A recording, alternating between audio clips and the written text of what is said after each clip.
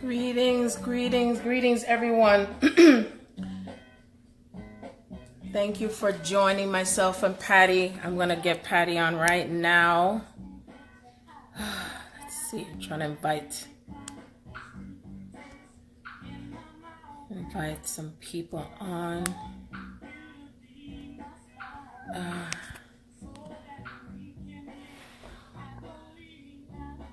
Patricia, trying to find you, girl. I think I said. Let me see. Welcome, welcome. I haven't been on for a while. We have an exciting stories to share with you. We've been trying to get on Facebook Live for days. Oh, there you are. Oh, wait.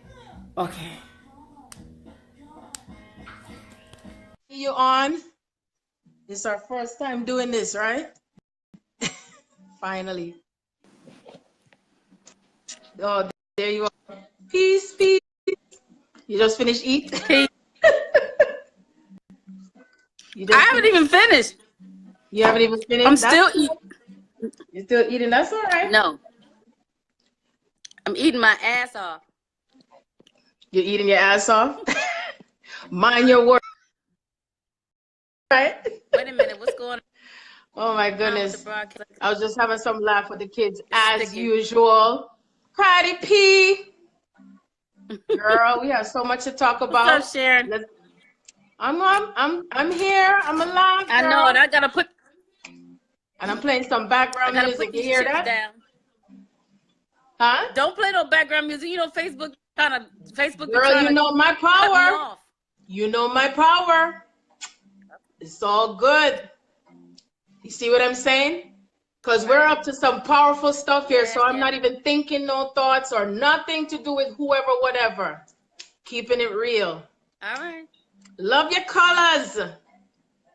Red, green, and gold represent Africa and Jamaica. Power. That's right. I love it. I love it. So I didn't know if you wanted to start talking or if you wanted me to start talking or we just talk together. Are we going to do this? First of all, I'd like to thank for everybody that has joined in on this. Sharon and I have been talking about doing this Facebook Live. You know, she's been on my radio show at least twice, right? No, once. Just once. Okay, yes. we got to come back. Yes. If you all didn't know, I have a radio show called Truth to Power. It's every Wednesday evening at 6 p.m. Eastern Standard Time. Hey, Sherelle. Now, Sherelle is somebody that I want to Hi, Pat. Greetings, everyone. Thank you for joining us. So, so the thing is that it's every Wednesday at 6 p.m. Eastern Standard Time. It's called Truth to Power, and I'm on weactradio.com. But Sharon and I got something cooking. We're going to make some things happen. This is the end of a number 1 energy year, universal year. And we're coming into a number 11 universal year starting in 2018. So that's right. We've got things popping or whatever. But basically, Sharon and I attended the Black Power Awards in Atlanta, Georgia. I'd like to give a shout out to Dwayne Jordan, DJ, and everybody that made that happen. Hey, Allie Boo, and everybody that made that happen. Because it was a beautiful thing where all of our people came together to celebrate other people that have been doing this work. I know that it's going to be bigger and better. Girl, what is that noise and that interference? Sorry, I'm doing regular. I was doing regular human stuff with the clothes, so it stopped. Okay.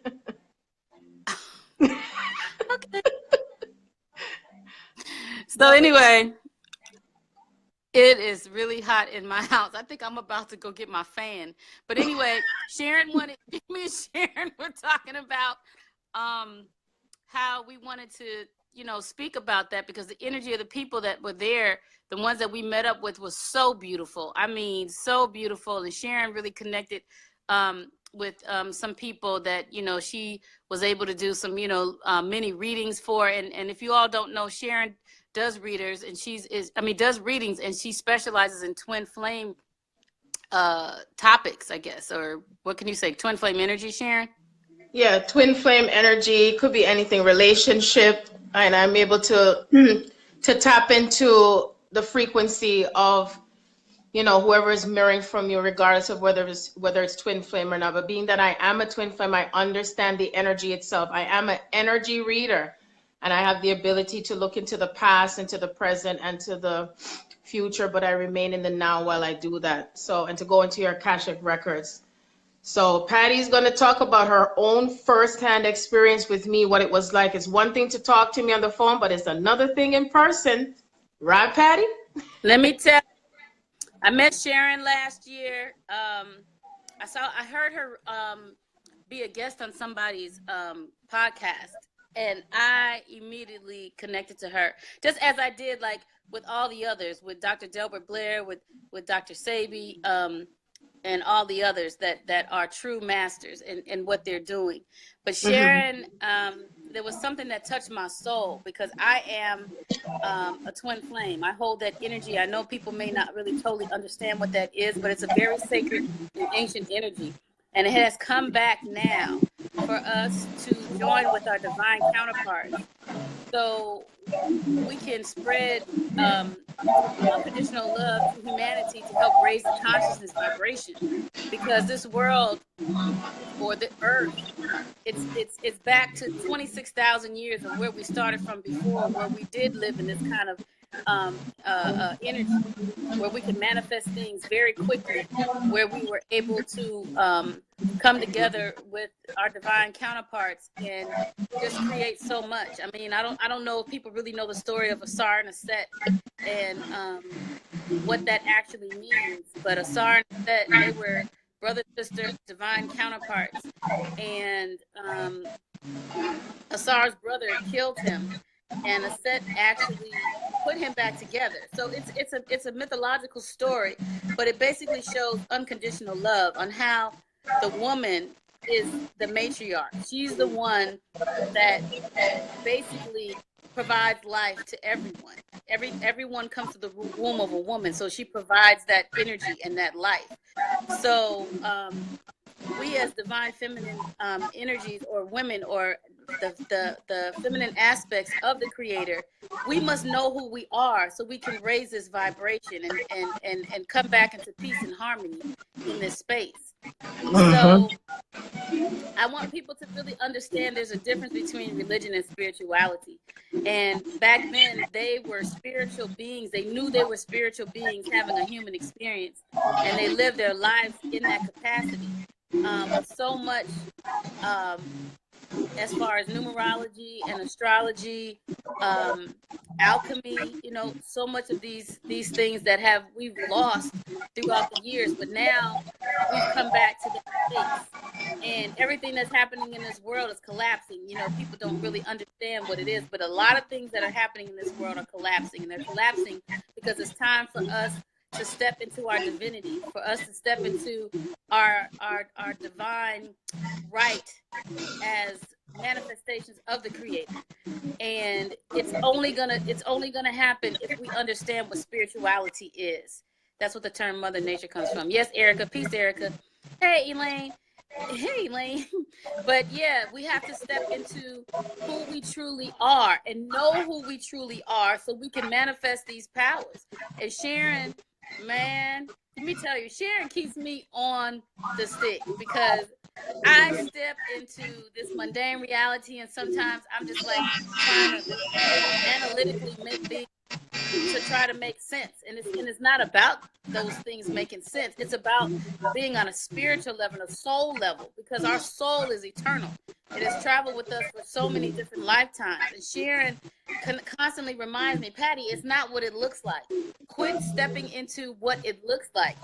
Feel what it is. Understand that language of the soul, because that's what the reality is. Everything else is just an illusion. And we have to know who we are on a soul level, on a deep soul level, so we can understand how to navigate through all of these things that are going on right now. So Sharon and I were in Atlanta, and boy, oh boy, Sharon, you could just take it from there, because she helped me out. Like, I was just thinking that certain things may not happen or whatever, and she was like, Patti, but you know what, Sharon, I really think it was a testament for both of us to really see what it really was. You know what I mean? Even though we were aggravated, for whatever the reasons were. Who was aggravated? You can go ahead and just tell. Who was aggravated? I was. You only got aggravated with the person on the phone because they were getting on your nerves, but you weren't aggravated with the process. Oh, okay. Okay. I know what you mean. Well, I wanna introduce myself before I even begin, because there might be some people who's never met me before. I'm Sharon Andrea. I have a YouTube channel and also Facebook and Instagram, and I'm here to not only help those to awaken to themselves, but to remember yourself, because it's a memory. It's a memory. And this is about us stepping into our true divinity and who we really are and where it starts from. And there's so much to talk about. And if anyone who knows me, I will talk and talk and talk, because there's so much to under and overstand about ourselves. Now, my sun is in Aquarius, my moon is in Pisces, my Mercury is in Scorpion. Somebody said, what is that? So important to understand who you are astrologically, because we emanated from the planets, through the planets, and we're vibrating as such. And so because of that, I see through things like through water. I could see through everything, and therefore I am incarnated here on the planet to help to keep things into balance and harmony. And I've had to go through my own spiritual awakening, because I am a twin flame, just like Patti. And some of you may not understand what that is. There's some who are on their journey to their awakening and ascension as twin flames, or just as who you are. And it's just that it doesn't mean that one is better than the other. It's just a different path. And so whenever I'm in a space of talking to anyone, regardless of what path you're on, I'm reading the energy. So even if you get frustrated by what you're hearing, because you're basing it on what you physically see, because we are in an illusionary state on the earth plane, and we're bringing heaven here to earth. So, there's one thing to know something, as one would say, but it's another to experience it. And so what happened on the trip between Patti and I going to Atlanta is that I was in the experiencing side of what I know with my soul and my physical body. So as we are ascending to a higher state of consciousness, to who we are, not just who we are in this lifetime, but all the other lifetimes, but we're just not taking the old stuff with us. So I was surrounded by a lot of energy, and even on the trip in and of itself, Patti and myself were clearing a lot of stuff. There's a lot of things I was clearing, especially, between the masculine and the feminine aspect. There are some feminine twins that I was in contact with, or not even necessarily twins, that were having ear pain and earache, a lot of ascension symptoms. So everything was happening all at the same time, even while we were, enjoying just the aspect of being, among our ancestors. And even the dancing we were doing, I told her, I said, Patti, I said, we weren't just dancing just to dance. I said, we were dancing with our ancestors, because all the things that we do in this lifetime, it's important to know that it's not just for the heck of it. We wear certain jewelry, we dance to certain music, the vibration, where I talk about shifting, not just shifting in consciousness, but shifting with your body. So what Patti and I are about to share, we're going to be very, very just authentic and real with you. Everything, as much as we may go backwards and forwards with it, because it is jaw-dropping and it's astounding. So I'm going to start first with when Patti invited me to come to the award show. She said, hey, Sharon, you want to come to Atlanta? And I'm like, oh, I'll see about that, I see how it goes with the money, because I knew that I'd have to manifest it. And so I was iffing and butting back and forth whether to go, but I kind of felt like I needed to go, because I didn't know what opportunities were going to be presented for me upon going. And so she recommended, what was the name of that thing again? Because maybe there's some people that might not know about it, to get tickets for, cheaper and stuff. What was it called again? Skip Lag? Skip Lag. Hey, Kamara. Peace, Kamara. Hey, yes, Kamara. Hey, Dorothy. Thank you for joining us tonight. Marilyn, thank you. Aaliyah, Danielle, Allison, thank you so much for joining us. You're going to love what you hear tonight between myself and Patti. And so so what happened is I ended up getting the ticket through the Skip Lag with her. And then I had to think about the fact that, you have to pay for your luggage. I had to think about how I'm going to get to the airport because I'm not close to the airport, and that's going to cost money. Everything's going to cost money because everything's, you know, we say, hey, but the thing is that where Spirit has me on my journey to not only experience it, but also for others to experience it with me and to see it. And this is where we're all heading to that space if we choose, because it's a choice. It's that moment that we make that choice, you know, what are you choosing? What are you manifesting here? You see? And how awesome it was to manifest, not only to go to get on that trip, but what happened while we were on that trip. So we're going to fast forward to being on the trip, then also getting the hotel to stay, which was a very expensive hotel. And all I knew is that Patti had planned that we were going to stay at the hotel and then go back to her cousin's place from the Sunday into the Monday. But guess what? There's something different with Sharon, because when it comes to Sharon and her consciousness, I chose in my consciousness way ahead of time that I was going to be staying in that hotel the entire time, because I knew that my energy had to be in a certain particular place where I needed to be for me, because I'm always seeing ahead, and everything is just coming at me with energy and messages and downloads every single day, every single moment. There's not a moment that there's no rest for the soul. And it's not that I'm tired. I'm just walking that path every single day. Every second, I'm just getting messages. And so I already knew consciously from that time that that was what was happening. So anyway, the thing for the festivities started, it was Saturday, right? Wasn't it Saturday? It was Saturday, and the thing was supposed to start. It started on Friday, but you got there Saturday. I got there, right. That's right. So that Saturday when we got up and everything like that, Patti said she needed to go get a scarf or something to go with her dress, and she didn't know she was going to get another dress or whatever. And I said, well, I needed to get something to eat because I knew I was starting my blood sugar or whatever, because I knew I need to get something to eat. And I would go hours and hours without eating, but I knew that no matter what, I was, you know, something was still going to come forth with whatever is supposed to happen with me eating. So Patti asked me when we went to the mall, did I want to eat first or did I want to go for her to get her what she wanted to get. So I tuned in first and I said, let's go get what you need to get so we can relax, because we had to be back at the hotel at least by 3 o'clock to get ready for the function at 4 o'clock. And so Patti's there looking for what she's looking for and everything. And then finally we were going to go to IHOP, but it was too crowded, you know, and they finished serving, you know, because that time what I would call for breakfast time was after 3 o'clock already. And so we ended up finding this little place in the mall itself that was still serving breakfast. And all I wanted was something with spinach in there, because I told her I felt the need to have some greens. So I ordered a spinach omelet and pancakes with strawberries on it. And it taken so long, over half an hour just to bring the tea. It was just all kind of foolishness was going on. And I was, it's they like put the strawberries in the pancake. They put the strawberries in the pancake. And I said, what the heck is this? I said, what kind of foolishness is that? Who gets pancakes with strawberries in there? You put it on top of it, not in there. So anyway, at some point, Patti, now she got some soup, and the soup was in a little tiny cup like this, about this size, and it cost $4. And she said, I'm not going to eat that for no $4. So I said, Patti, drink the soup, because you don't know what time we're going to get to eat anything. I said, drink the soup. It was already after 3 o'clock. Remember, we're supposed to be back at the hotel to get ready for the thing to start at 4 o'clock. That's right. And so I told her to drink the tea, and she's like, I don't want to drink the tea. I said, drink, not the tea, excuse me, the soup.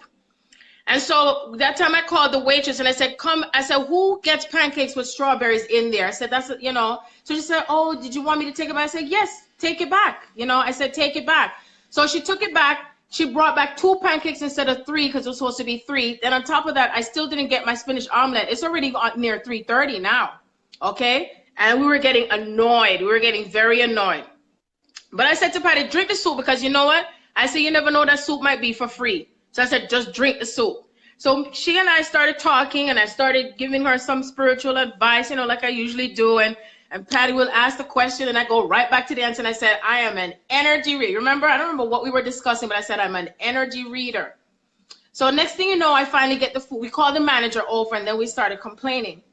And then the manager came over after we started, and we started complaining to her about what was going on, because we'd never heard of such nonsense. We're eating over an hour and a half just to get the right breakfast and all that stuff.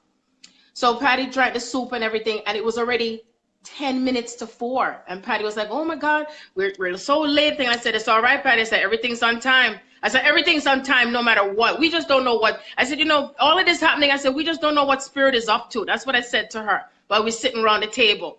So by the time we finish, and we're just waiting for the young lady to come back just to give the bill. She take long for that too. And I was like, what the fuck? I was like, wait a minute now. So finally I said, could you please come over here? We need to go.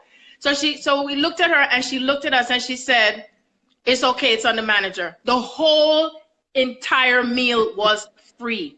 The entire meal. Okay? And I was like, I looked at her and I said, you see? I said, Spirit told me to tell you, you need to listen. You need to listen. And I'm talking about sacred listening. I said, it's one thing when I say one thing, but then it's another when it comes to sacred listening, listening with the listening ear and not go by what you're looking at, but see what is going beyond what was happening. So that experience in and of itself wasn't anything that I've never experienced before, but it was just amazing the way how it happened because of the next thing that happened after that. So but wait a minute, let me just say something right quick. Sure, yes. The whole thing is that I kept telling her, because I hold this twin flame energy. Why the F do I have to keep going through this shit? Like, what is it? What am I supposed to be getting? Like, why can't I just have a fucking job and just go to work and then celebrate Christmas? You know, just be a normal person. Like, why do I have to go through all of these different things to understand what I'm doing and how I'm supposed to interact with my twin flame? You know what I mean? Like, I'm so conscious of what's going on and he's just doing whatever the fuck he wants to do, and it's okay because he is a part of me. And those things that Sharon kept explaining to me, she said, you need to look deeper in yourself. Spirit wants you to look in your spiritual self, in your soul, because you're being so analytical about everything. And this is what I started to understand, that in my soul and in my heart, I know who this person is, and I understand that, but I have to understand the importance of it. This is nothing to play around with. You know what I'm saying? This is something that we have to master if we have this calling, and we do have this calling. So I had to pay attention to spirit and just allow things to happen, because in this world that we live in, there are a lot of illusions that are out here, and we have to know the difference. If we're going to bring humanity up and raising this consciousness vibration, there's a lot of things that need to be healed. So that was the whole thing of it in itself, you know, because relationships are relationships, but a divine union is a union. It doesn't necessarily mean that, oh, you're just so happy and you're in love or whatever, blah, blah, blah. Look, when a set put Asar back together, those 13 pieces, she went around the whole damn world. And she lost one piece. She couldn't find that one piece, but she was still able to put that one piece and create alchemy and produce a child. So that ain't easy in a relationship. That's not easy in a union. But she knew her role. And these are the things that Sharon was trying to get me to understand. Quit looking at what it fucking looks like. That's right. Look at what it is in your soul and align with what's in your soul. Okay, so I just want to say that.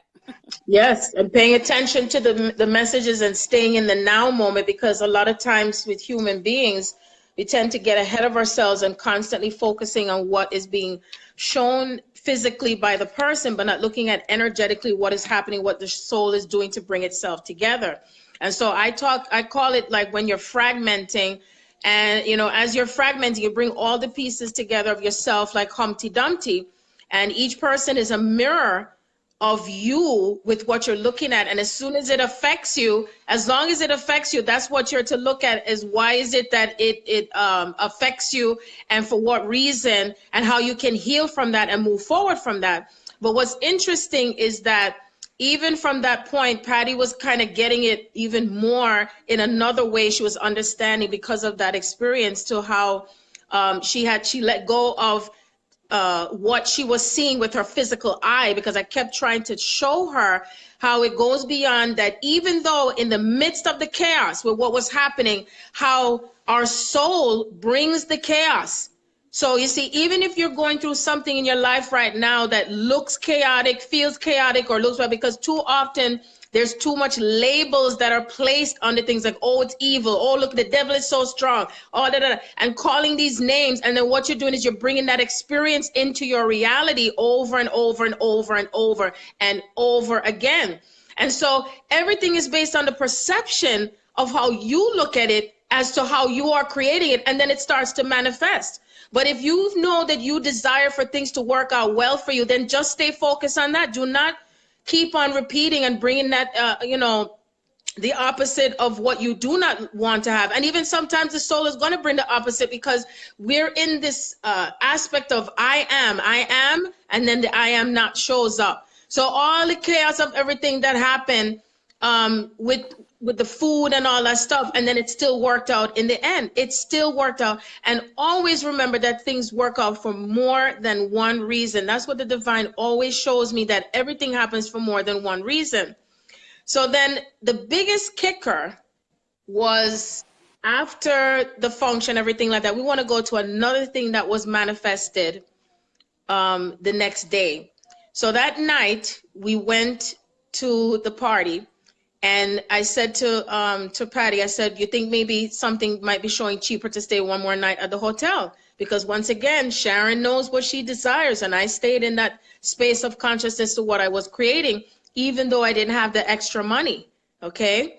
So Patti looked it up on her phone, and she's like, oh, Sharon, I think I found. I said, okay, let's put it on my card then, because I said, at least I knew, because you know, some of us out there, we have to do what they call it, Peter to Paul, or whatever the heck you want to call it, or, you know, we had to look into what was in my account, whatever I had to do. And I said, okay, put it on my card, and then I know I'll work it out, because I knew I had to get dinner for my children that Sunday, and I had to have money to pay for my luggage to get back on the plane for Monday, to come back to travel back on Monday. So she showed me on the phone, her cell phone, where she charged the extra for the room, because we found something for the room to stay another night, right? Isn't that what it was? And we would be checking out. Yeah, it was cheaper. It was cheaper than what we paid for originally, and we got a discount what we paid for originally. Through the same skip lag. That's right, skipping through the skip lag. So we did it through the skip lag. And then, so then that night, after coming back from the party and everything, I'm there laying in the bed, lights were out, everything. We were in two separate beds, and all of a sudden, I felt a presence come in the room. It was her mom, who had passed away, and my mother. My mother was at the foot of my bed, and her mom was at the foot of her bed. I've never knew Patti's mom, didn't know her name, didn't know what she looked like or anything, but I felt her presence, because I can always feel when a presence comes in, because I am also a medium. So I heard the mother say, call a name, Betty. I said, Patti, who's Betty? She said, Betty, I don't know no Betty. So I'm going to speak just like Patti. She said, I don't know no Betty. I said, well, I'm hearing Betty, and I know when I hear a name, I'm going to call out the name, because I have to trust what the Holy Spirit tells me. So I heard Betty. So I said to her, so she's like, you mean like Betty Shabazz? I said, Betty Shabazz. I said, isn't that Malcolm X's wife or something? So I was like, no. I said, did she know her? No. So then she goes and she says, oh, well, the only thing I think was Betty Crocker.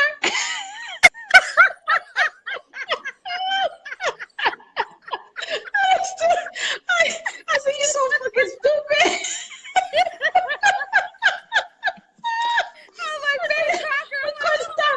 I couldn't stop laughing. I mean, tears are coming. I said, he's so funny. I said, look, I heard it. I said, you know what? If you don't know the name, I said, we may be fucking Betty Crocker. So I said, if you don't.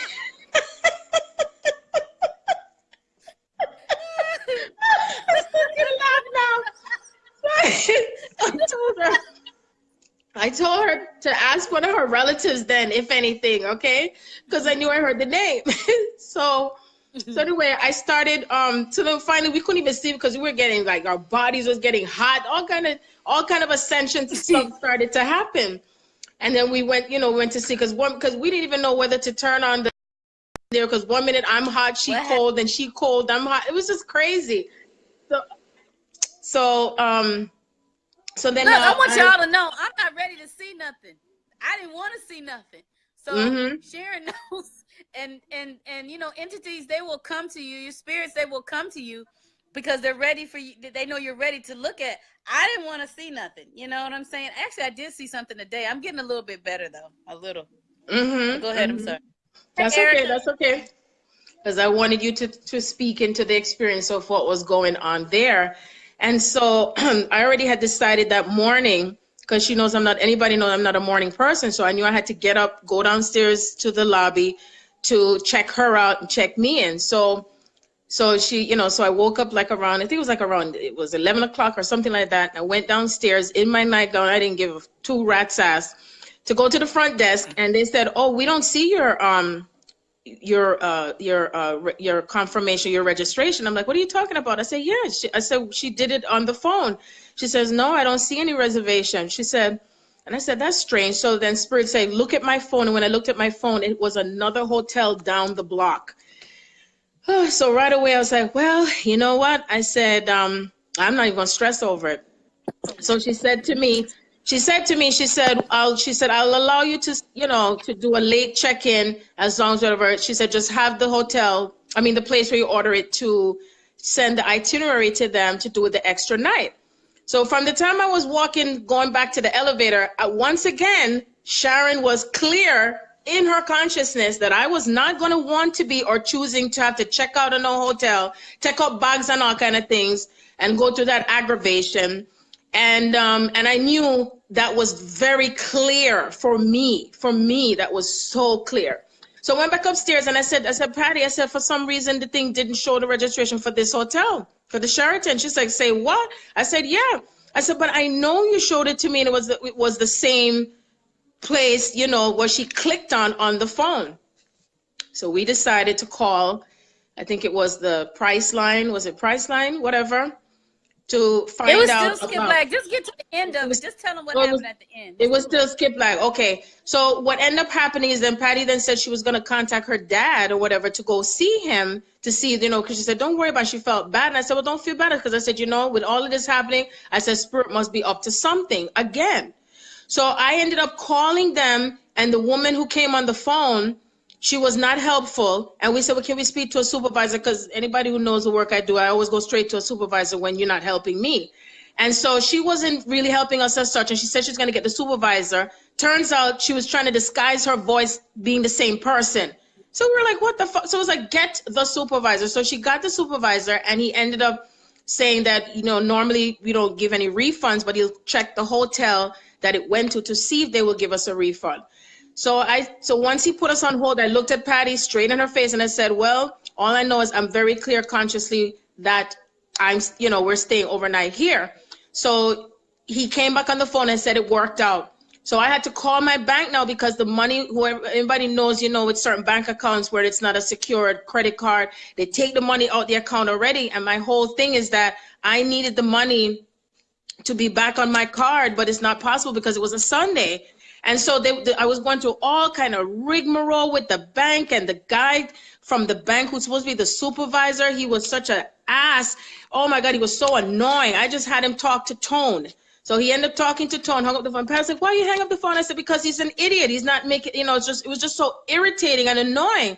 And so we were going through more obstacles again to do with that, but I was so clear that I was still staying at the hotel. So after we went through more stuff of having paperwork faxed from the Priceline to the bank that they were, returning the money back to my card. But in the meantime, we still needed the funds to be able to stay on, at the hotel.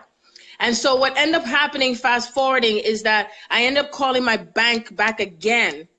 And by that time, it was 3 hours on the phone of all that. 3 hours, right? It was 3 hours. And the young lady called, yep. And I said to the young lady, she said, how can I help you? I said, I hope you can really help us. I said, because it's been 3 hours. I'm hungry.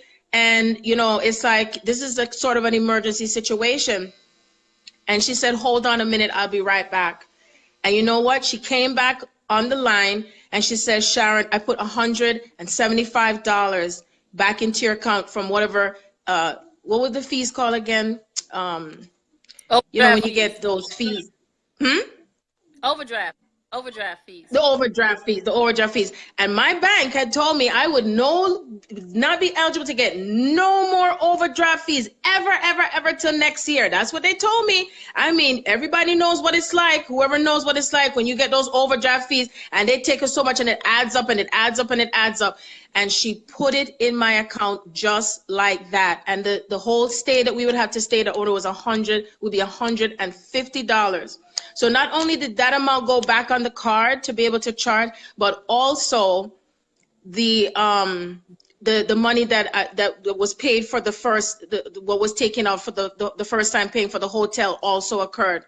So you see, and it's like, even on the Patty and I were jumping up and down. I said, yes. I said, thank you, God. I said, look at this. I said, look at what we manifested.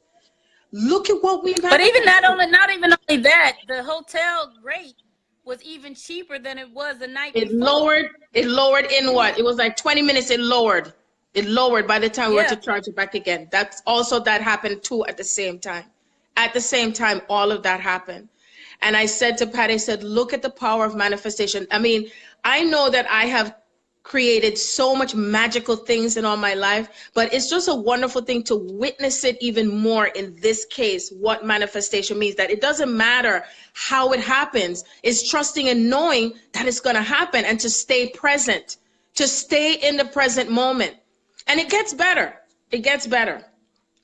So after all of that, Patty said she was had to end up seeing her dad. So you see, Spirit had it happen that all that craziness, what we call craziness, however we want to label it, had to happen because she was supposed to go through some more healing to do with her family while we were there in Atlanta. So she ended up going by herself, and I went on my merry way again to go eat. And when I came back to the hotel, she called me, and she said, oh my God, Sharon. She said, my dad does know a Betty. And I'm going to let Patty continue with this story now, what happened. So my cousin, Cheryl, I don't know if you're on here, but my cousin Cheryl was coming to meet me at my oldest sister's house to see my dad. And I'm having some issues with my middle sister. She didn't want me to come to her house where my dad lives. So she dropped him off at my oldest sister's house. I was like, okay. And I was kind of perturbed, but Sharon said, let that shit go. And I just let it go. I ain't say nothing smart, and just went and met him at my oldest sister's house. And my mother, connects with me a lot, you guys. My mother passed away 10 years ago today. 10 years ago on November 6th. Today is her born day, and it's also Dr. Sabi's born day. Jamala is on this too, Sharon. Jamala is Dr. Sabi's daughter. So anyway, blessings. Yeah. So anyway, I went and met with my dad or whatever, and I asked him, I said, well, Dad, who is Betty? And he was like, Betty's my cousin. And I said, shit, let me call Sharon. I was like, but right before that, my cousin had said something about that my other cousin had called, and she had did something on Ancestry.com, and maybe somebody in our family, my oldest aunt, maybe she didn't have the same father as my dad's siblings and him. So I was like, what the hell is going on? So anyway, I put Sharon on the phone, and she said, yeah, Betty is here. And yes, she described Betty, what she looked like. And my father said, yeah, because my father was talking about big fat Betty. I was like, what? She was big. I saw her. Yep. Yeah. And Sharon said that she was a healer too, Sharon? Yes, I have picked up on her being sort of a healer, and she was very strong and powerful. And she told me that she wasn't taking care of her body when she was in the physical body that well, but her presence was very strong, overpowering even your mother. But she was with your mother, because that's what I had told you, that they were together. And I found out later that she did know my mother. My parents grew up in Meridian, Mississippi. But my dad has cancer, and he just actually, I was in Atlanta for some time, and he had kidney failure, and thank the ancestors and the spirit guides and the creator that, we were able to get him out of that through some of Dr. Sabi's herbs and an alkaline diet. So I give thanks for all of that he didn't have to get kidney, dialysis.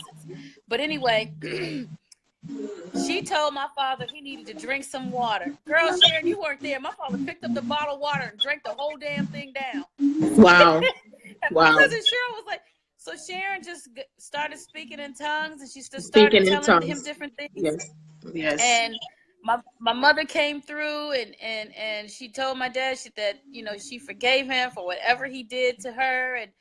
girl, the healing was just there. And I was just like, oh my goodness, this is all orchestrated for me to understand the power of manifestation and the power of spirit, and what my issues are in my own twin flame relationship, and the issues that he has in his relationship with his mother and his father. You know, these are generational pathologies that we, you know, are not really fully understanding. And Sharon, you know, she can express the same thing with her.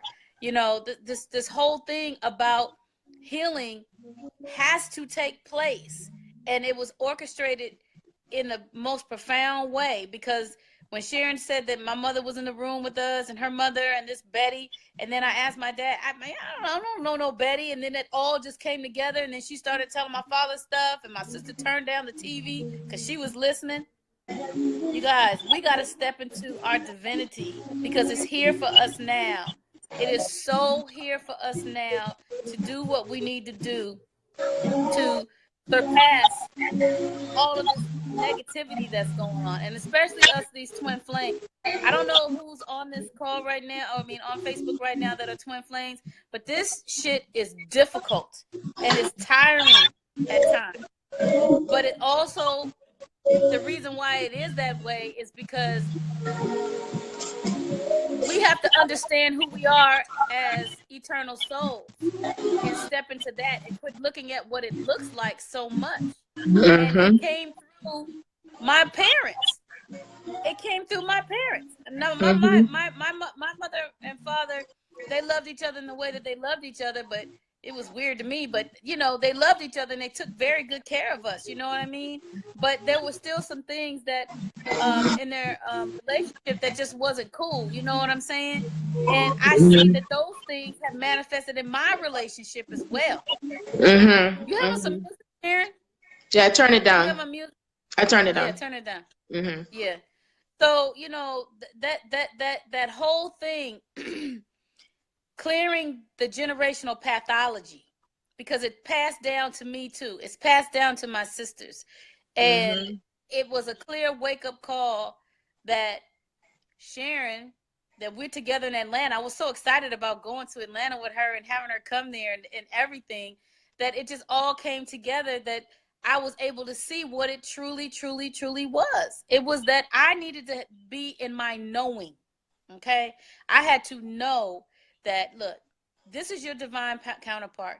These are the things that are going on with your parents, because even though my mother transitioned, things still hadn't been healed and worked out. Right, she was still carrying that pain. Yep, she was still carrying that pain. And the same thing for my mom, because your mom and my mom passed from cancer, and my mother's pain she was carrying from what she experienced with my father and other males in her life. And so there's so much wounded souls and wounded pain that people walk around with, and they don't realize that they're walking with this pain for so long. And then this is where the generational curses come in, like what we, you know, like what we said, not really fully understanding and knowing how important it is to look at your family history and what issues you have with your mom, what issues you have with your dad, what issues you have with your siblings, as it, you know, it continues to, you know, be on that like a spiraling, and it's just keep constantly regenerating over and over and over again, you see. And not too much people want to dive into it, and it just keeps on resurfacing and resurfacing and resurfacing. And then what it does, it creates more dysfunction with more relationships, and then more people are getting married or getting involved in relationships that they're just as dysfunctional as the next person, instead of thinking about what it is that they need to heal within themselves. And how does this work when it comes to manifestation? Right. And, you know, I just wanted everybody to know something. The Black Power Awards, the whole idea was a beautiful idea. There were so many beautiful people there. We were going there searching for something. Okay. I got to sit down and listen to Dr. Jill Pookrum, which she's an immortalist. She started talking about the Galactic Federation, which some people probably don't have an idea of what it's about. But we've got to step into our spirituality and heal these things, and quit being so into what shit looks like on Facebook and putting all these posts up and putting up your, you know, I see a lot of people and they put their little rituals on Facebook and man, fuck that. We got to get down to the nitty gritty and get into spirituality. I live in Washington, D.C., born and raised in Los Angeles. And this is supposed to be the nation's capital, where all the power and everything is supposed to be, you know. And if you look into Washington, D.C., and how it was created, it's part Maryland and it's part D.C. And D.C. is that 14th piece. We were talking about Asar and Aset, because when you go down 14th Street, there's that penis, which is the Tekken that sits on 14th Street, which they call the Washington Monument. That's the piece that was lost when Asar and Aset, when Asar was chopped up in 14 pieces. Aset couldn't find that 14th piece. I understand the symbology of all of this shit.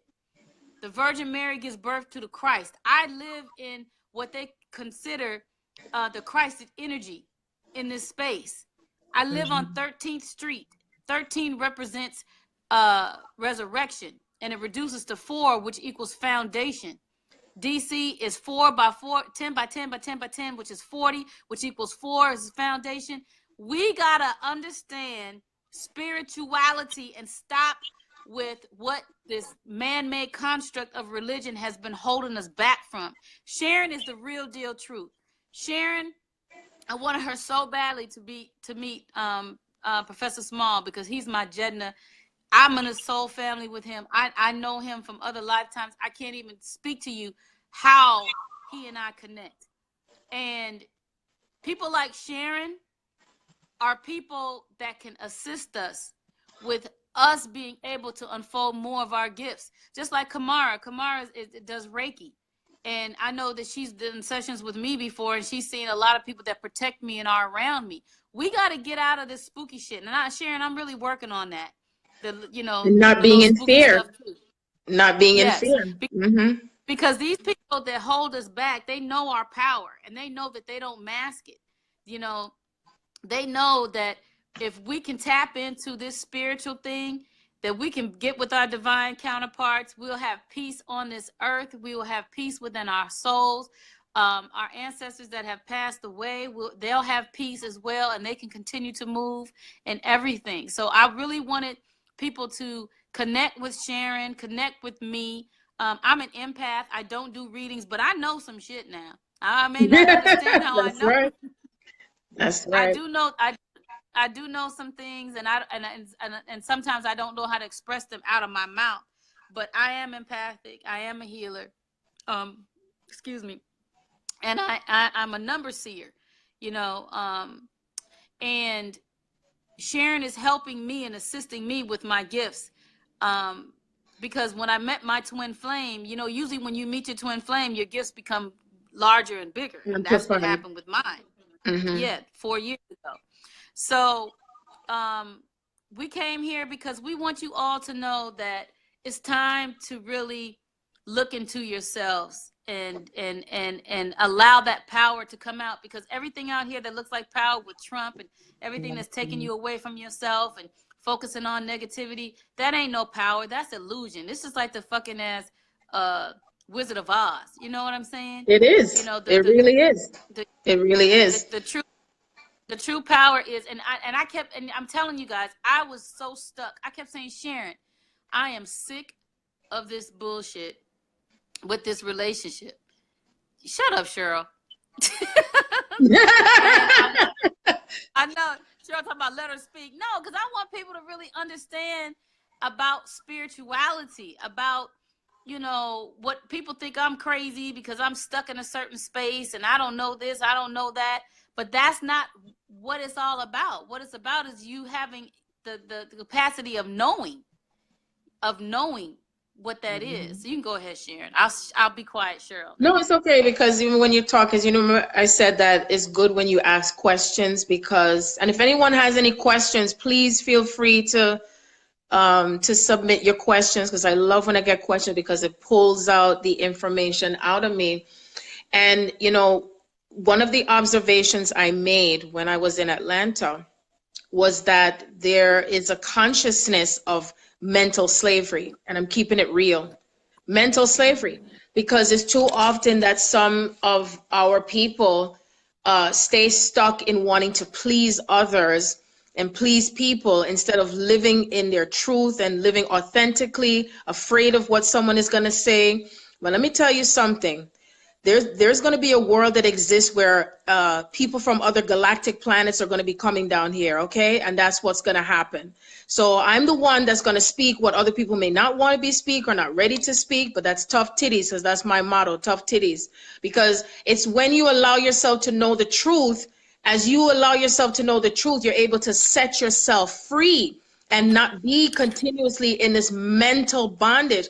And there's so much programming within programming, so many things, not being conscious of what you speak and realize how programmed you are. And every time when I said to Patti, I said, oh, that's a program. Oh, that's another program. And then even this lady that I read for, she's a twin, and I had so much patience with her. It was 2 hours on the phone with her. But I knew I was helping her to unfuck herself, because that's what it becomes, to really, truly let go and unfuck yourself from what you think you know. You see what I'm saying? And a lot of it starts from the religious, the political, what you've been taught and wired and into what you live your life for someone else and not your own. And then I say to someone, I said, whatever you're doing or whatever you are becoming, does it bring you joy? And they say, yeah, I'm happy. Yes, but does it bring you to a state of blissfulness? Because that is the highest state to which we are attaining through this Christ consciousness. So I am the walking, living, breathing feminine of this Christ consciousness that I bring here on the earth. And so I am walking the path. I'm not just talking it. I am here to also help those who choose to understand it for themselves and to be back on that track, on that path. Do you see what I'm saying? And everything to do with what we are attaining, whether as a twin or anything else, is being and living in our highest attainment of joy, your passion, your true love, not where you're just with any and anybody else. There's people out there that are talking about more things to do with separation consciousness. There's no separation of this of any kind. I was even laughing a little bit when I was down there, when the young man, this young man said to me, he said, oh, do you have a business? I said, yeah, I have a business. And I gave it, and he says, yeah, this has to do with people who have, it said a black business. I said, well, I got a black business, and it's red and it's white and it's blue and it's pink and thing. And he started laughing. And I said, you get my drift? No more separation. I said, because if you stay in that state, I'm going to tell you this from now. This is truth. If you stay in a state of constant separation, you're going to find yourself constantly experiencing things fragmenting in your life. Okay? And it's the truth. Anything that you hold in a space of separation, anything you hold in a space of fear, anything you hold in a space of not trying to find out. Because I even said to Patti today, I said, why is it appears like human beings just love to suffer? Why is it if you're going through something in your life, you don't seek to go a little bit further, the distance, to know who you are? There is more to you than me. You are gods and goddesses that are walking this earth, and we are rewinding back to the way we were before, from the beginning of time, in a different way. When I looked at Professor Smalls at what we say in New York, dead ass, and I told him, I said, do you know the cycle of reincarnation is also ending? What do you mean by that? No, it's like, oh, yes, it is. I said, we are here on the earth to be the living embodiment of this Christ consciousness, not somebody that's going to be coming out of the clouds and coming to save you. The person who you're saving is yourself. It is your journey. It is your choice to everything that you are becoming and who you are. And all of it has to do with your state of consciousness. Okay? That's the truth. That is what it is. Everything that you're experiencing in your body, in your thoughts, everything in your experiences, you are manifesting it. You are creating it. If you don't like what you see, then change your thoughts, change your perspective. Any one of the feminine twins, the minute you open your mouth and start to speak badly about your divine masculine or whoever your divine partner is, bring it back to yourself. Always bring it back to yourself. Every single time you open your mouth, always bring it back to yourself the minute you start speaking it. because we are all mirrors of one another, and everything we speak out into that reality comes right back to you. I don't care how much time you want to say he's this, she's that, she did this one happened, that. It's all a reflection.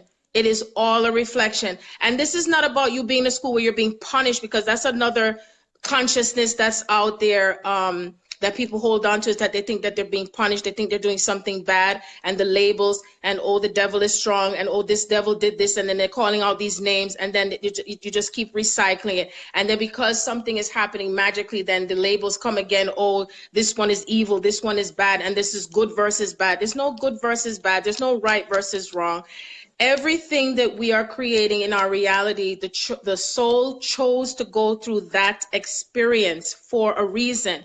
If myself and Patti did not go through what we went through, to do with the card and the bank and the this and the that, how do we know what would have happened with her healing with her dad and her sisters? See, that's what happened. So you see, spirit is always up to something. So the minute you have an experience and you feel bad about it, before you start, and I don't say not to honor your feelings and your emotions, go higher with it and say, what is spirit trying to show me? What is spirit trying to tell me? What is my higher self trying to show me or remind me of myself? You can't know who you are if you did not or you do not experience the opposite. Because the main theme that I realized, it was another aspect of self-realization. I said to Patti, I said, wow, what happened at the restaurant and what happened in the hotel, I said the soul desired, our soul desired to know itself through the chaos, through the calamity. And so that's the demon that is within each and every one of us. The part of us that's afraid, the part of us that doesn't want to look at itself, the part that judges itself. You're not judging yourself, just you're making an observation. Make an observation instead of judging, and to understand with wisdom and knowledge what is it that's happening in your life, and how you can allow yourself to be guided by staying connected to the divine and understanding that connection. The minute you start disconnecting from yourself and from that connection, that's how things is going to appear in your reality as falling apart. I mean, I wish I could share even more things that I experienced, but Spirit said it's not time yet. So Patti and I knew we had to come on here to talk about this manifestation, and how no matter what happens in your life, it is all happening on purpose for a purpose, because we are on purpose. We're on purpose to because we signed up for it. We signed up for it. That's right. Signed up for it. Yep. We signed up for the thing, and I think more of us, if we have these conversations, it can assist us with what we need to truly do, what we came here to do, you know, in this lifetime. You know, I'm telling you, I was like so mad, and Sharon be getting, you know, sometimes perturbed with me, because I'd be like, but why? Why do I have to She's right. shit? This shit is on my fucking nerves. I'm like, you know what I mean? You know, the thing is that, you know, I understand relationships, you know, and what I understood in relationships in my life, if somebody don't want to be with you, they don't fucking want to be with you. And, you know, you feel that energy, and you know that energy. But when there's something else that's still there, you know, when the person keeps coming back, or they never left. They never left. That's the whole point. I don't give a fuck if they live across the ocean. I don't care if they get married. I don't give a fuck. They've never fucking left. And they never left. You can't explain that to anyone. You can't explain that to anyone. You know what I'm saying? That doesn't understand that, or doesn't hold this kind of energy. You just can't. You know what I mean? I don't want to get too deep into my situation, because it's pretty raw, and you know, I'm not ready to really fully share, you know, that with the public right now. I will eventually, Sharon. But you know, at this present moment, in your own time. I'm just not, because it's just it's a lot. It's a lot. I have dreams. I astral plane. I understand. Okay, I could say that much. And it ain't for everybody. You know what I'm saying? It's really not. It's really just for yourself. I call it like a secret society, you know what I mean? But this energy of manifestation, man, it ain't no fabricated Facebook post. It's not. It's not something that you just put up there and people all fall in love with. The whole world, oh, that's so nice, that's so cute. Nah, it's loving somebody regardless, because you know their soul. It's knowing that you're not stupid for somebody, you know, because they've gone along and done whatever. My twin flame found me after 15 years reaching out to me, and I knew he's me, and I truly love him. This is Latoya. Yeah. And that's the kind of love that's going to transform this world. It's not the love that you like somebody because they look a certain way and because they do a certain thing, and it's a conditional thing. It's like you're going to love somebody because of just who they are as a manifestation of the Creator. Yes. That's what it's all about. You know, and there's a lot of healing that have to go through that too. So, you know, some of us really don't want to heal. I want to heal. So I'm all open. You know what I'm saying? I'm open to everything. You know, I used to tell my twin all the time, you're getting so fucking mad at me all the goddamn time. Shut up. I'm still healing. I'm still trying to figure this thing out. You know what I'm saying? But you want me to be the way that you want me to be. I'm not going to be the way that you want me to be. I'm going to be the way that I am. And then that's what it's all about. But he's saying what he's saying to you because of how you judge yourself. So whatever comes out of your twin's mouth is something for you to look at within yourself, because it all echoes back and forth, back and forth. That's how it is. You see what I'm saying? You know, I wonder if people are sitting up watching the Soul Train Awards now. Cheryl, are you on here, or Sherelle? Because I really want you guys to, and you know, I kind of wanted to connect to you too. You know, Sharon, today is my mother's born day and Dr. Sabi's born day. And it's significant. I know that his yes. And I know that his daughters, you know, are still mourning their dad because it's just been a year. Is there any message or anything that you could possibly give to them? Are they watching today about? She was. Jamala, are you still watching? I don't know if she's still watching or not. Oh yeah, no, she said. Okay, Sherelle is here. I don't know about Jamala. She was. Sherelle is. Oh, okay. Cheryl is on. My cousin Cheryl. Jamala, are you on Facebook Live right now? Okay, she hasn't responded, so I don't know if Jamala is on. She might have hopped off. She might have popped. Oh, okay. Well, it'd be good if their energy was on to, with what they can confirm or something. So Sherelle or Cheryl, please ask Sharon a question.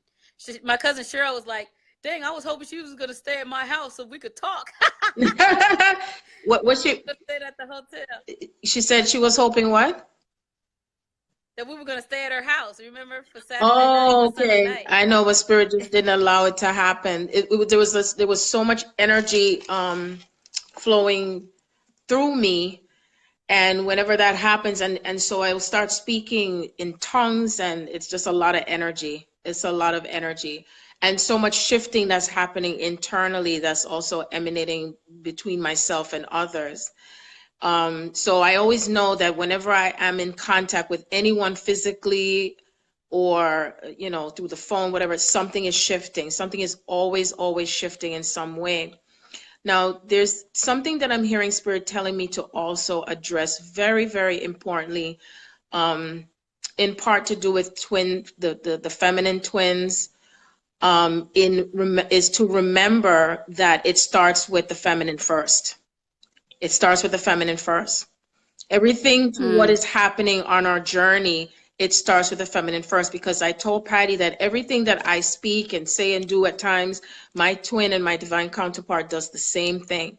And so that's why it's important to be mindful of your feelings, your thoughts, what you speak, what you do, you know, because it all reflects. It all reflects. I mean, even my own son, Brandon, I told Patti how he got in trouble in school because he wrote down on paper blah blah blah because he's bored, and I said I'm the same way too. I'd be like blah blah blah. So I can't chastise him because I said he's me.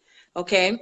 Another thing is how much or where do we take this self-love? Okay, because the self-love, even it includes loving your body for, you know, the way it is, loving your body for what shows up as you, because there's so much programming with how we think what we're supposed to look like, especially since we all come from different cultural backgrounds. Do you understand me? As you start to love yourself even more on that higher level, no matter what size you are, no matter what the color of your skin is, no matter what your hair is, no matter what you decide to do or choose to do, be you, be yourself. And don't allow anyone to tell you how you should be, even if it's your counterpart. You understand me? Because all of this reflects to that part of yourself, and not diminishing yourself, because a lot of what happens during this time frame with what we're manifesting has to do with empowerment. The minute you decide that you hold yourself back from being yourself and what your journey is or how you look, you're disempowering yourself. You're disempowering yourself with that person. You see? You know, Sherelle had a question. I don't know Sure. if you can see it. Okay. She says, why do you hear about more twin flames separated than in union? Is it normal to be separated for long periods of time? Okay, so the reason why you hear about twin flames being separated than in union is because as we are healing the parts of ourselves that need to heal, we cannot be in the same space as our twins. So some of us are in, have a template where we're in and out of not seeing each other. Some have not seen each other for a long time. But then there's also what Spirit says is, what is your view about your journey? Because if you speak the words, which I heard you say it, Patti, earlier, oh, it's hard, oh, it's complicated, oh, it sucks, then you are manifesting your journey to be as such, okay?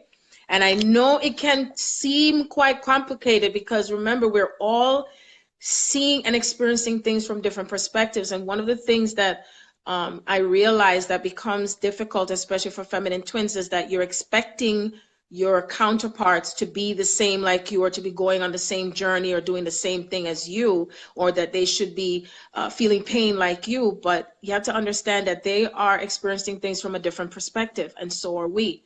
And you know, this represents the yin and the yang. And it doesn't mean that everything is going to be exactly the same either, because that's another misguided perception. Okay. And it doesn't mean that because things look like it's falling apart that it's over, so it's time to move on. You know, that's another programming that's also in existence as well. So it is normal to be separated for a long period of time. It is normal. And I wouldn't use the word normal. It's a natural thing right now, because if you were to come together too soon with your twin, you know, in some point or stage, things can start to fall apart again and again. And so this was a question that I said, I think it was a question or a statement I made to you, Patti, when we went to eat, when I took you for your birthday. And I said to her, I said, well, you can choose to, you know, have the twin flame experience with someone else. And then you ask yourself, is it going to bring you into a state of happiness, joy, or do you choose to have what's the highest and best for you, who your energetic match is? Because that's what it comes to, is who is your energetic match. And it's too often what's taught out there is that, well, you can still have this vibration with someone else and this other person. And guess what? That is the whole reason why things fell apart at the beginning of time in the first place, because of all the experimentation. And there may be some people that may not like what I have to say, but tough titties, like I said, because I have to speak the truth, and the truth is what sets us free. Otherwise, you start that recycling and regurgitation of the same nonsense that started the chaos in the first place, because there were some who felt that, you know, we all had all this power that we had, but the power was abused. It was abused, and it was misused also, misrepresented. And a lot of twins had turned away, you know, and some went off and some separated, and we went, and still that was on purpose as well. We chose to separate all of this so we can come back together again to know who we truly are. That's one of the purposes and one of the reasons behind everything that's happened, because twin souls have incarnated for many, many lifetimes to gain experience, gain knowledge, excuse me, through the experiences that we've had, so we can get to know what it's like. It's like if you chose a path of wanting to know what it's like to forgive someone, then someone is going to do the unforgivable act. And so it's at that moment you're going to make a choice. Am I going to forgive this person, or am I going to be in hatred? I'm going to kill this person, and then the next lifetime we switch places again. So it's all these experiences we've had, all of the partners that you've had through this lifetime. Look at your relationships and see what part of you shows up for healing through those relationships, because they are also an aspect of your twin. You understand what I'm saying? And as you allow yourself to do that, that gives you an idea of what you're working with to work on for yourself. Pay attention to your dreams, not just sleeping dreams, but waking dreams, because it brings you through that aspect of the subconscious mind that you are also sharing with your twin or your divine counterpart. We're going to be in a world, which is starting already, where we're with, all of us are with our true divine partnerships, not in relationships where it's just for sexual gratification. Stop giving your yannis away. It's one of the most disturbing things that I realize is still happening, because people still want to stray off into these relationships that you know, they think that, you know, well, I might as well give up and just be with anyone, or just do it with anyone. You don't understand how sacred this journey is. It's a sacred divine path. We are the ones that are templating the masculine and the feminine to how things were in the beginning of time, before things started to fall apart, what we call falling from grace. Okay, that's exactly what it is. And so if your twin has, and yourself have gathered up hundreds of thousands of lives and experiences of pain on so many levels, and we're also clearing things to do with our ancestors and our families and all that. It's the union is not just the union of you and your twin, it's with your family as well. I'm not saying if you're not getting along with your family that you try to make it happen. Just understand the dynamic of what's showing up for you to heal. I've had numerous dreams to do with my twin and my divine complement, with their mom, and together has been happening, all that stuff, and I see it for what it is. And it shows the you know, spirit is always going to give you Patti, did I lose you? Shoot, I think I lost her. Spirit is always going to show you what it is that you need to heal within yourself, and also what path to take, you know, with it. You see what I'm saying? The measure to take with it. So, okay, Kamara, you says your twin and you are both healing in healing mode, two different codes, but we know we love each other. We'll connect when it's time. Yes, exactly. Because there are some twins who even live together, and they're still going through a lot of purging and clearing and healing. Purging, clearing, and healing. And it's something that may take some time. The key thing is to listen with the sacred listening ear to what you think you should do and what is next, regardless of what is happening, what you're seeing with the physical eye, because it's not only about the physical eye, it's also, and there's always something that's reflecting on both parts, always, from the feminine side and the masculine side. There's always something that shows up for some healing. There's always something. And even if you come together with your twin, it's not where, oh, we're going to live happily ever after. There's still something that's going to continue to show up for healing between you and it's not necessarily just a twin. There's some people who are on a path with a true divine partner. All right. I know what was shown to me all the time. My first, if I didn't mention to anyone, I'm doing an audiobook, and it's called The Return of the Garden of Eden. And the first chapter is when Spirit told me is that the queens must rise first. She must rise first within. She has to become empowered within herself. very empowered within ourselves. And then we have to allow the masculine to come into his true divine power. And that means that he's as strong as as a masculine that he is, but he's also as vulnerable and connecting and tuning into his own intuition and connecting to his own divine feminine and healing to do with the maternal frequency. Do you see what I'm saying? All of that, it plays a role. And for some of the feminine twins, that you're not just gentle and soft, but you also know when to take action as with that part of yourself connected as a masculine. See? And trusting your own inner guidance. That's your compass. Is the inner guidance that's within you. And remembering that connection that you have to the divine. Because this is where we're manifesting the desires of our hearts. And as we're manifesting the desires of our hearts, it's coming from everything that we're doing with healing within ourselves and balancing it out. You see? And so I always say, honor your feelings, trust, and listen again. Listen to that voice. Listen to what's being shown to you beyond. That's where you're really connecting in that third eye activation, and where it's taking you. You see what I'm saying? Bring some humor into it, for goodness sake. It's not a sad journey. It's not as sad as you think it can be either. There's joy that comes with it as well, you know, and being at peace with it. It makes a big difference when you're at peace with it. It really, really does. We're not supposed to. Mm-hmm. Go ahead, Patti. You know, I don't know if you had answered Cheryl's question when I had left. Oh no. She said there's a twin flame. She said does a twin flame. Oh shucks, wait a minute, let me go back.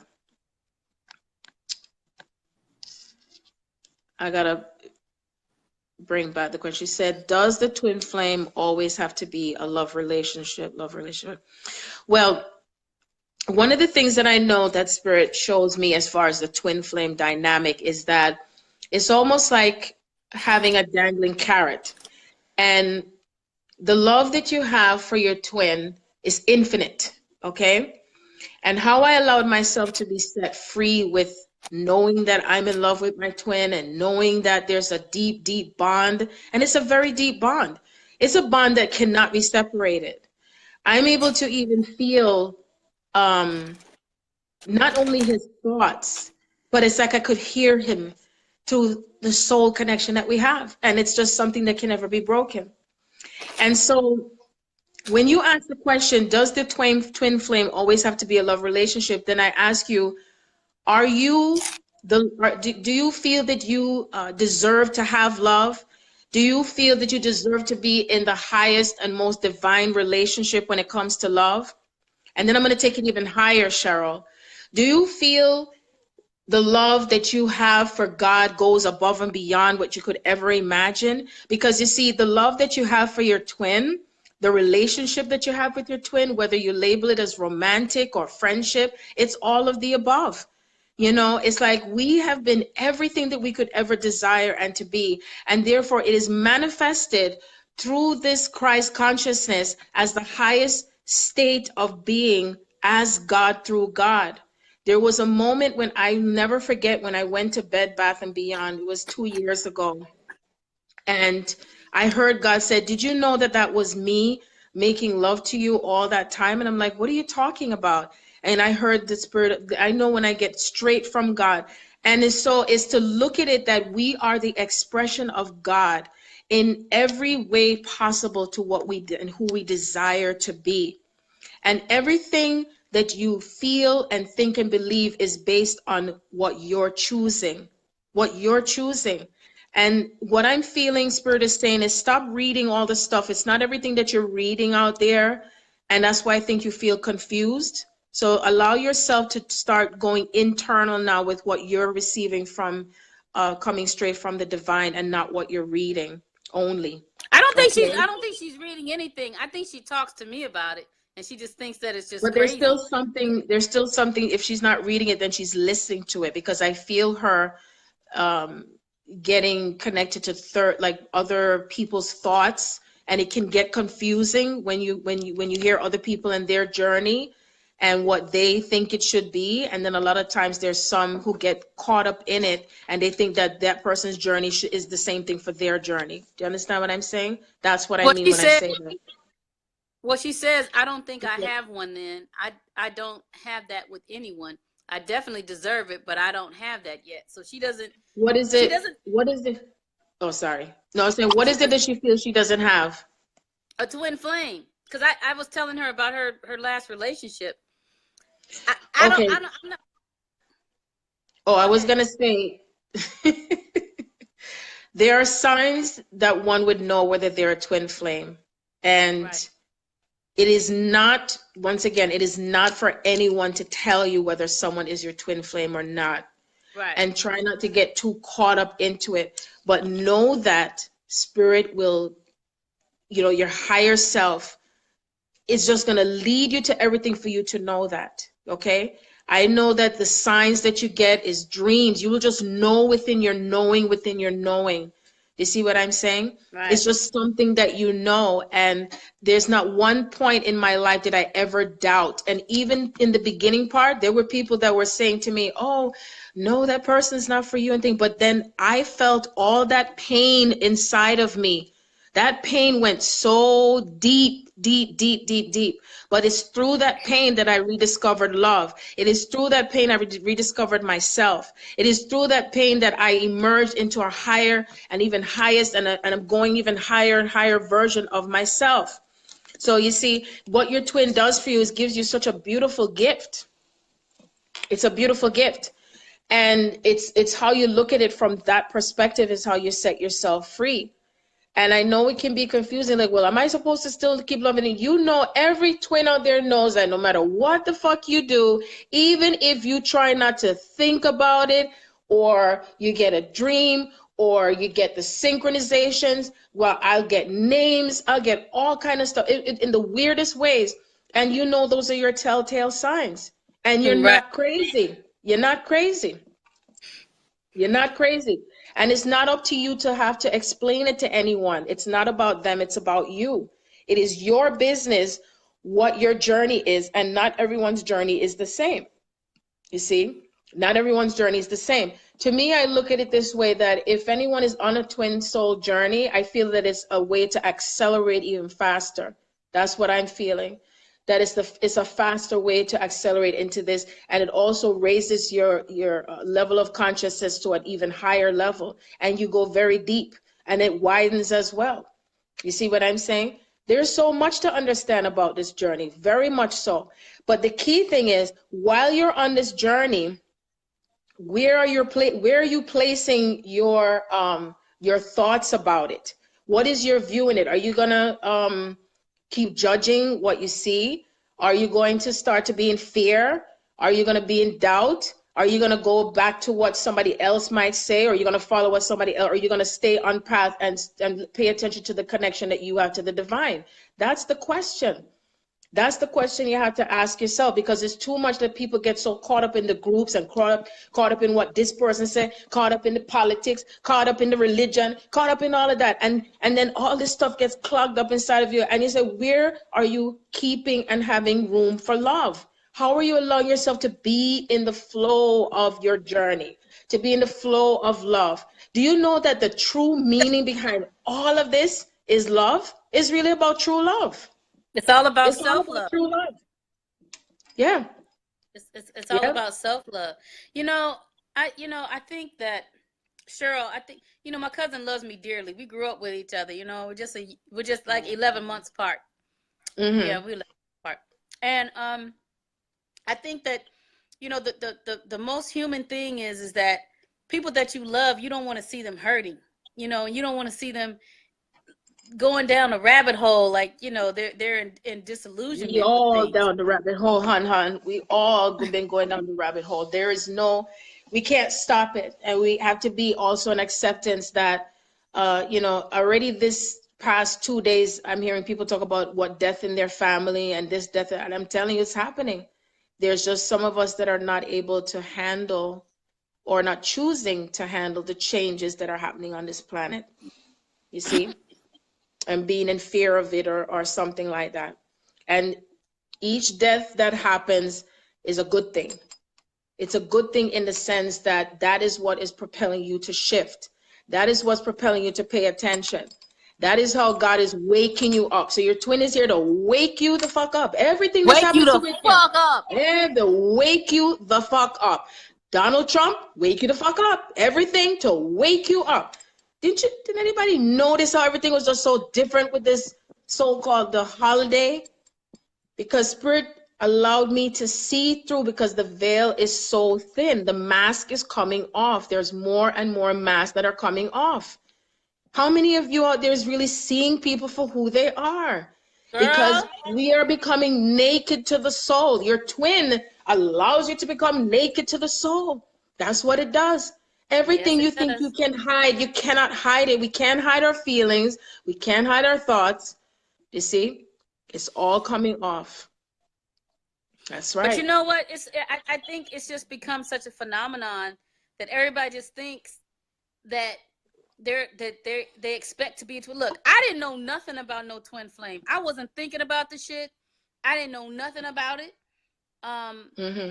There was one of my clients was telling me about twin flame, and then I had just met this person, and things were just happening, especially based on what I would normally date, what the person looked like, at the age and all that stuff, and he was nothing like what I was even into, you know what I mean? Because true love comes in many forms. and that was right, and that was something that I definitely had learned. And we spent some very intimate time and conversations, hours. I mean, and really what it was like, you're talking to yourself, right? Because that's what it is. You're talking to yourself. I'm telling you, just, and the connection, I know that it's still there, but, like I said, I'm not going to go deep into my situation, but it made me look at myself. It made me look at myself in every capacity, because I'm like, how can I still be involved with somebody and they talk to me this way? Or they act like this in this way, you know what I mean? But then it always came back to, we had the conversation. We were able to spend time with each other. It was like what they call the runner chaser. I don't want to give it a label, but it was always that kind of a situation. You know what I mean? And you just know, I'm 53 years old, everybody. 53. As of 2 days ago. Excuse me, you're 53 years young. Hello. Okay, yes, I'm 53 Thank years you. young. I have had a lot of life experience with men in intimate and romantic situations, you know what I mean? And I know the difference. We call them I know the difference. I don't look my age. My twin don't look his age. We both don't look our ages. And I know what that is. You know what I'm saying? We both have the same AB positive blood type. That's a very rare blood type. If I get hurt or he gets hurt, we can only give each other blood. We can give everybody else blood, but we can only give each other blood. It's so many different things, you know what I mean? And when your soul has been in a space, you're not gonna look your age when it's in a certain space. Sharon too, you know what I'm saying? And it's well, very people are useful. just so amazed and shocked about my age, and I said, it's a combination of so many things. And when we are on that true love path, when you're on that true love path and you're in this type of joy, even though it's not because something happened, because I know what it's like to be in that blissful state. I know what it's like, we were talking about near-death experience. I didn't have a near-death experience to be in this state of blissfulness, to know what it's like to be in this heavenly state. I experienced it while I was in my physical body, and that is what we're doing on the earth plane. That is what we're heading to for most people who choose to stay on this path. Like really staying on this path, you see. And when you're being this type of in this creative space, and then you also have your true divine partner, because it's not just twin flames alone, but it also with true divine partnership, being with your divine partner, what happens is you create more magic. It becomes magical. It becomes magically delicious. It is just like being in the fairyland. This is real shit. They're not gonna, they didn't talk about this in history in the books and all that shit. No, they did not, because they wanted you to be suppressed. You see, this suppression of the power that you have within you. Nobody don't have to give you this power. You already have it within you. You have to unlock it if you choose again to want to be in that space to understand this journey. We're not supposed to look old. We're not supposed to be tired. Okay. No, none of that. This is the truth. This is the truth. And walking around like zombies every single day. Oh, I'm tired. Oh, I got to go to work. Oh, I'm struggling. Or no, this is not supposed to be a struggle. No, it's effortless. I even created a baked potato because I wanted an extra baked potato on Thursday. And the potato when we get was all burnt up and everything in the restaurant. The potato was all burnt up. And I said, I said I'm going to want an extra baked potato to go with the food because I'm going to have the food for the rest of my dinner the next day. And just because the potato was burnt. Now, this is another cool thing, that your soul already knows what it's going to want before the incident occurs at the moment. Can you believe that? It is true. So when the waiter come back to me and I said, look, the potato was burnt. I need another potato. He came back with 2 potatoes. He said, oh, I brought you an extra potato in case you're going to need one. And I looked at my kids dead ass and I said, oh my God, look at that. I created an extra baked potato, you see? And my children were shocked because I told them the same story, what happened with being in Atlanta. I told it to them, that's right. Because each one of us have something within us with that magic, and it's to unlock that magic, you see? That's right. So within my subconscious mind, I knew I was going to get another baked potato, but and guess what? It happened above and beyond my expectations. When you stay on that frequency of creating things above and beyond your expectation, that means that you're going to get something more than what you desired. There is nothing wrong with something spilling over, right? There's no such thing as having too much love. Nope. Well, you know what? Aaliyah asked a question. She said, can you be tired on a soul level? No, no such thing as that. That's humans make up that concept. That's why I don't write, when people write rest in peace. Rest in peace what? Your soul never gets tired. That's when I told somebody, I said, oh, what if I was to tell you that at some point you just won't be sleeping at all? Oh no, the body needs rest. Well, the soul doesn't. The soul does not get tired. Now, as we are getting rest now, it's because we're receiving codes and messages and all that stuff. It's important for the body to acclimate itself with these codes as your light body starts to come into your physical body. So that's the state of what, how we're being right now. But eventually the body is not going to need sleep, because our bodies are going to be shifting into the light bodies. I was telling Patti, we're going to start to get taller. Some people already started growing a 1/4 inch taller, and it's true story. And eventually we won't eat food. We will just be drinking water, and then no water. We'll be sustained by the light. The light, that's what it is, you see? This is how much things are shifting on the planet. Within the next 3 to 5 years, we're going to be going through major shifts with the body. Some of us will have the ability to see further away. I can hear far, far, far, far away. That's already happened. Some of us will start to have telekinetic powers. We'll be able to move objects. All of these things, and I know for some it's like blah, blah, blah, blah, through the ears and one, the other, but I talk real shit. I talk scientific shit because that's where it came from. I get this information that's already in the book, so that way there's preparation for what's coming next for us, for each and every one of us. This is going beyond what you think you would normally do and be on the earth plane, okay? Because it has been our desire for a long time, for centuries, to be able to know ourselves while in the physical body on the physical earth. And like I said, be prepared for some family members and friends that may not be staying around for these changes. Just be prepared to know that this is what's happening. This is real. This is real. You see, this is a part of the cycle of what we're going through, and we will no longer need to have the reincarnation. Oh, that's what I was saying to Professor Smalls, and he was like, well, I didn't get that memo. I said, well, I got the memo. Well, you know what? I think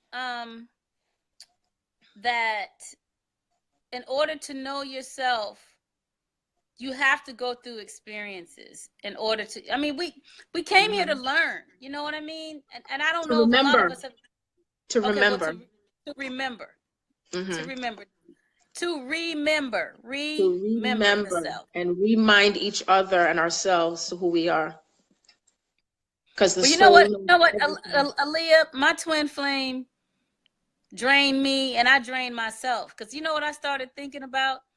I started thinking about, why am I allowing this? And what is it that I needed to learn? Like he did something so horrible. And I know he's afraid of this shit today. I mean, I would never, you know, post it or let anybody know exactly what he did, but it was very disrespectful to my mother. But what I learned is that when I was younger, I was disrespectful to my mother.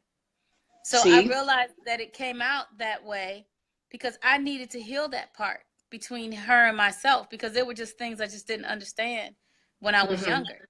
You know what I mean? But, you know, I was just telling Sharon the other day, I felt fucking drained. But I think sometimes, too, I'm tapping into his energy and what's going on with him because I'm empathic, and I'm feeling that. You know what I'm saying? And of course, you do sometimes get tired. Who the fuck want to think about somebody all the damn time? You know what I mean? And that's how the divine put that in place for you to be feeling it, and it make you think that you're going crazy. But there's also another thing too that I think some twins don't know, that sometimes you're also feeling what they're feeling, or you're feeling something that they're experiencing. Absolutely, absolutely. Because for a long time, I had never had I had sciatica, you know, when I did nails like full time, and I got over it. And then, you know, he had gotten sciatica. Girl, that shit flared up on me. I could hardly friggin' walk. And I was like, I'm taking fucking medication. I don't care. Because he doesn't really take medication. I'm like, I'm taking this shit because this shit hurt. But I had sciatica too. You know, he had gotten into a car accident. And then right after that, I felt the same friggin' symptoms. It was just so crazy. It's true. But, it's true. You know, I'm strong. You know what I realized, ladies and gentlemen, who's ever on here? I'm a strong woman. I was built for this. And I know that I was built for this. And I'm telling you, Sharon has to remind me, because see, Sharon can see deeper than I can see. I'm learning though, you know, to be able to get to that. But I'm realizing that we have to rely on our spiritual nature, because it was taken from us. It was taken from us, and people are like, oh, you know, slavery has happened in the past. Nah, that shit got to be healed. And whatever, you know, happened to Black people as far as we understanding spirituality as a way of life. And that's how we moved. You know, we looked at the stars, we looked at the planet and the movements of those things to kind of navigate us through our lives and figure out who we truly are. And that is what we're to return to. And that's what we're to return to, is to look at the planet and the stars, because that is truly how we are navigating ourselves through this as the planets, because we are the planets. Absolutely. Absolutely. Because I was telling somebody, I was like, you know, my sun is in Sagittarius, my rising sign is Cancer, and my moon is in Leo. And I'm on a Scorpio Sagittarius kind of thing. And I was like, it has so much synastry with everybody that's in my immediate soul family, you know, with you know, those astrological signs, you know what I'm saying? Even my divine counterpart, you know, or I guess I wouldn't call him my karmic partner. Maybe I call him my soulmate. Some people prefer to say soulmate, because, okay, certain words carry a certain frequency, okay? Right. So when I had met my, or I should say reconnected with my divine complement, I didn't know what to call him.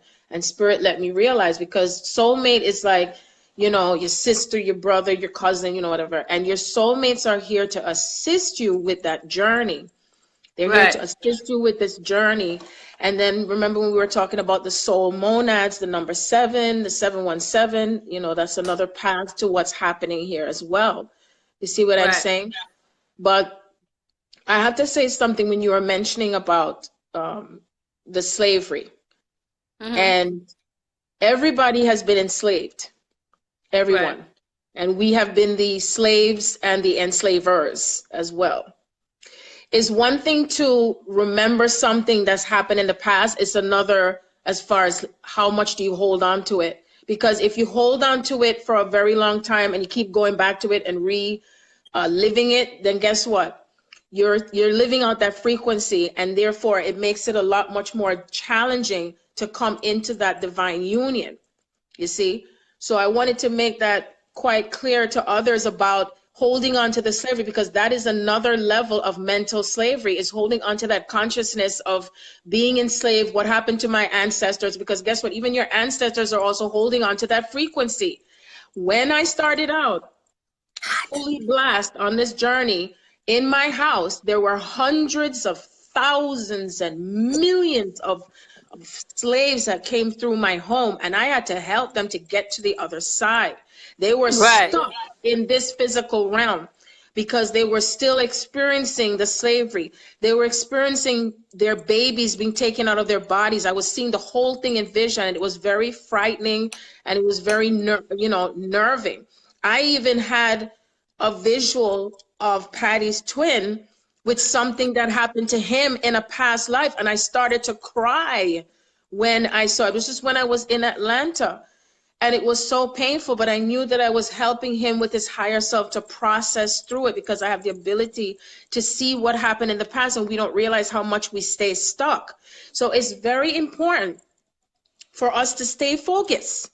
Stay focused on what you're choosing and how much we are clearing through this, because as you clear, that's the reason why we have the Akashic records, to put it back into its place. We review it because we are going through a life review right now. Your twin is helping you to review this also, to trigger things, and we trigger each other. So when Patti mentioned about the running and the chasing, I call it triggering and activating. It's either you're triggering each other or you're activating each other. Activating to remember who you are, triggering to pull out the stuff and unplug the stuff that doesn't work for you anymore.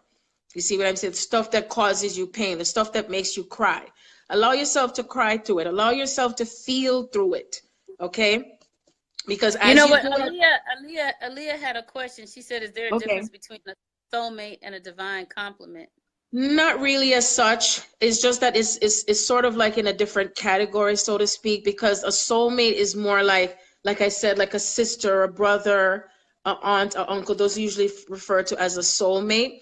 And then when I think of a divine complement, I think of a divine complement also as another state of someone, I would say more like your true love, but not necessarily a twin. That's how I think of a divine complement, someone that complements you.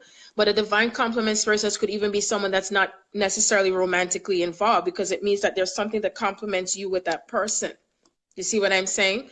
That's what more, a divine complement would be also. So that's the word that came to me from spirit when I asked, what is this, what does this mean, what is the relationship of this person to this person? Do you understand what I'm saying? Because we're all heading into true divine partnerships, and that even includes divine partnerships with people you work with. It's not just a romantic thing also. It could even be a neighbor, somebody you do business with, somebody you work with also. But I know, like, for all intensive purposes, when I refer to a divine complement, I'm talking like in the romantic sense also. That's what I wanted to say. I'm cold. I gotta go get my sweater, so keep talking. I'm trying. Girl, you cold. I'm burning up. I just went to put on a t-shirt. So maybe we're back in Atlanta. I was too hot. I know, right? That was crazy. But I appreciate everybody for coming on here, because yes. I really wanted to talk with everyone, with Sharon, with this. Like I said, Sharon has been on my radio show before, but there were so many beautiful things that were happening in Atlanta that I just felt inspired for us to come and do this. Because I have people that love me. I mean, like I said, my born day was just day before yesterday. I got so many birthday wishes, and dinner and lunch, and just beautiful energy throughout the whole day. But what I started to really think about is that with me living in Washington D.C. and being from Los Angeles, and I'm still here, I came to DC to be in a 2-year program at Howard University, the dental hygiene program. And I was supposed to leave and go home. It was only supposed to be for 2 years and be done. And it ended up, nah, I'm still here. You know what I'm saying? I graduated, you know, and I'm doing what I'm doing, you know, and I see so much in a spiritual way. Like say for example, the dorm that I lived on when I first came to Howard University, there's a dorm on 16th Street. If anybody reads Egypt on the Potomac tour, Egypt on the Potomac book that Tony Browder wrote about DC and how DC is situated in a certain energy that was brought forth through Benjamin Banneker. 16th Street is the most spiritual street in Washington, D.C. And it goes all the way to the White House. But I forgot which park that is that it stops at, but it's right next to the White House. But 6 and 1 is 7. And 7 is always that number of I was just about to say that. I was just about to say that. The 7, right. And my friend Erica is talking about Meridian. We stayed in Meridian. I stayed in Meridian. And the funny thing about it is I met Erica maybe 10 years later, and Erica and I actually stayed in the same damn room. I stayed in room 625. I met Erica when I was working at the salon 15 years later, and she said she stayed in room 625 too. But also my parents are from Meridian, Mississippi. And, you know, the meridian lines in your body, there's usually 24 meridian lines, and my birthday's on the 24th. So there's so many things that I can attach to a spiritual context. As opposed to, oh, you were born at 707. That's a twin flame. Yeah, the number 7 is a very significant number because even my house number is number 7. And it's also reflects spiritual mastery as well. Right. It's also God's number, and it's the number of perfection, because that's what your twin also propels you to be, is towards that energy of self-mastery as well. Yep. So, you know, it speaks to me about our soul connections and about Dear says she was born in you're born December 7th. Wow. Yeah, my soulmate is born on August 7th. You know, so you know, it's like I totally get that we have to really tap into more of our spiritual selves and quit being so analytical. You know, I used to tell my twin all the time, you're so analytical, you know, both of them, you know, the twin flame and that's what I said to you. And that's what I said to you too. Remember, I said, stop getting into the mental thought only, because we have to balance out the spiritual and the physical, because one of the things that God told me is, you know, pay attention to the unseen. It's not just the seen, it's the unseen as well. Right. That's just what's important. Right. Wait a minute. I'm like, my phone is acting like it wants to hang up. Oh, really? Go ahead, Sharon. Yeah, go ahead. Yeah, I was just saying, you know, that this is also what we're doing, is bringing things into that balance of not just manifesting things based on doing things, but also how we are being, because everything that we do and everything that we do and what we want to do to manifest things, that we also have the ability to do that creatively without doing anything. And that's the part of the spirituality that I feel that Patti is talking about, because that's what we were able to do while we were on the trip, is manifesting things, you know, just magically, just like that. And connecting to the divine and listening to, you know, turn here, do this, listen to what this person says, follow this guidance, all of that. And when you keep it like I would say like in a practicing way, because one of the things that I say to people all the time, I said, do you think about breathing, or do you just breathe automatically? Everybody says, I don't think about breathing. I said, okay, because then it's the same thing. It's like you're so used to doing something to manifest it into your life. You're so used to going in your head only with things that you want to manifest inside. But now is the time that Spirit wants you to manifest things and to go from the heart space now. Go from the heart. Your heart is your compass, okay? That is the connection you have to the divine. That is where we are co-creating with the Creator, with the desires of our heart. You're not supposed to suffer. You're not supposed to suffer. Again, let me say it again. You're not supposed to suffer. It's about believing in something that you may not necessarily have heard of it before. And just because you've never heard of it before doesn't mean that it's not true. Just because you never experienced it before or you never read about it before doesn't mean it's not true. You see what Right. I'm saying? Because too much time human beings say, well, do you hear anybody? No, so what? You know, these are the times now where spirit wants you to connect to the divine, to pay attention to your path, to stay in your lane and stop comparing yourself to others. Stop putting yourself down. Stop disempowering yourself. Empower yourself and remember who you are, and not base your life on what your mother and your daddy did, or you know what this one did, or getting their approval, or thinking you have to get somebody's approval to because then what'll happen is you keep missing the mark. That's where the sin comes in. That's what sin means in Aramaic.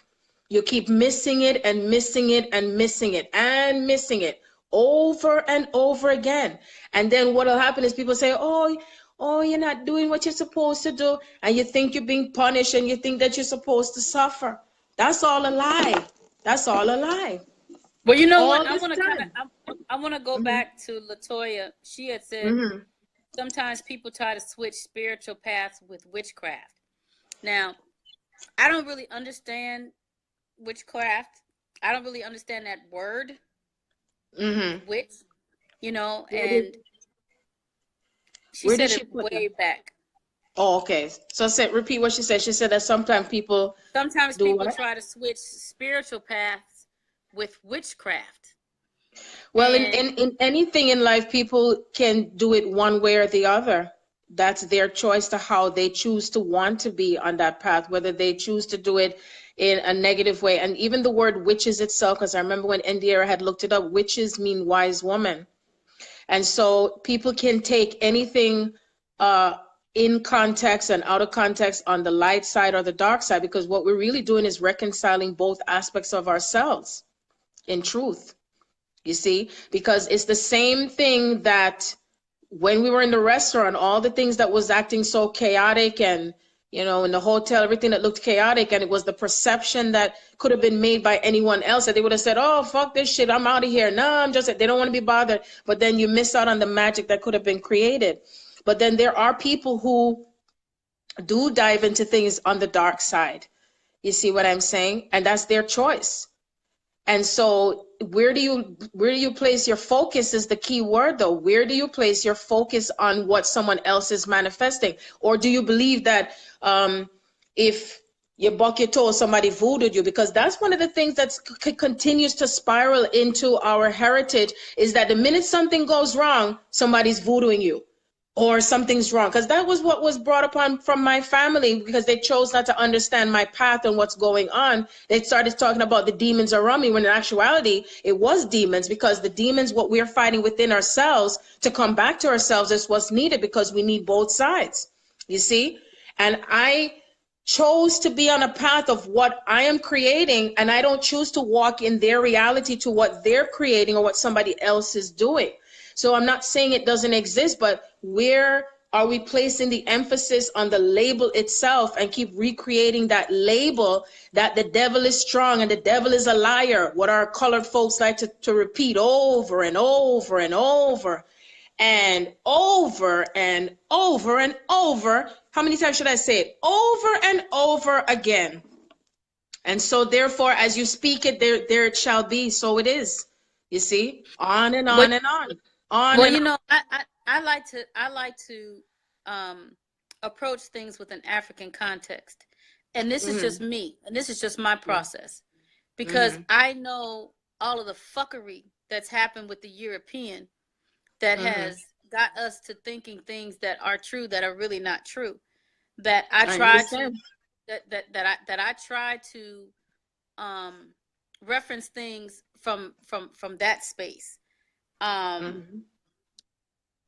Because I am empathic, I do feel things, you know what I'm saying? And you know, I don't know so much about the word witch. I grew up in Los Angeles, and I understand what Hollywood is about, because the witches used to use wands from the Hollywood tree to cast spells. Okay?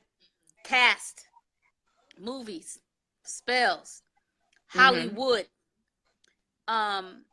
And that wood from the holly tree is the same kind of thing of when you kiss somebody underneath, I guess the little mistletoe is made from the little Hollywood bush. It's all illusion. It's all bullshit. So all I'm saying is that I'm just more comfortable with priestess.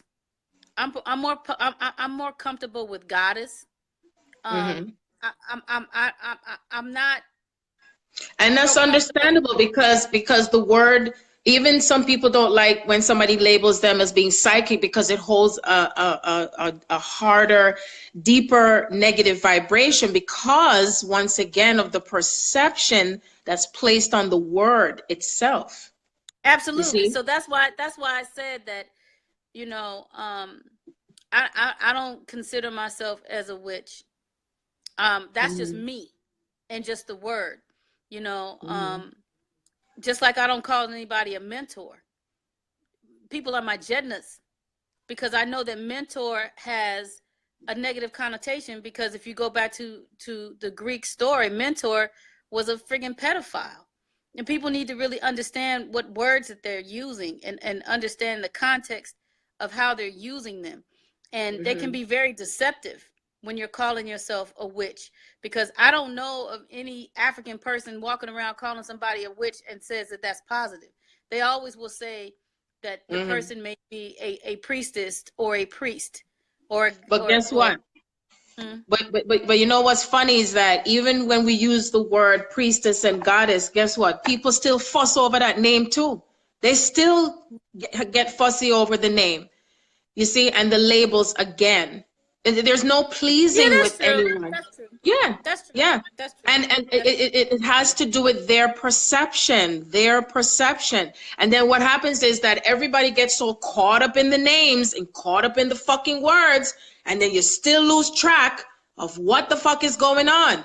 You're getting to know yourself, because eventually we will not be using words. That's why it's important to come from the heart space. Even if you hear someone say a name or a word that you don't like, what is the feeling that you get behind the person?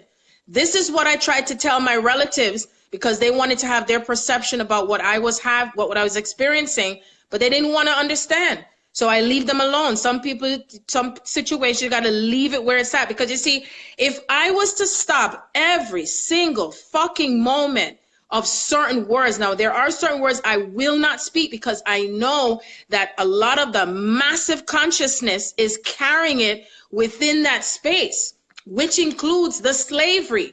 It is so deeply embedded that people start to believe that they're fucking slaves still. And guess what? They walk that path of slavery still to this day. Still to this day.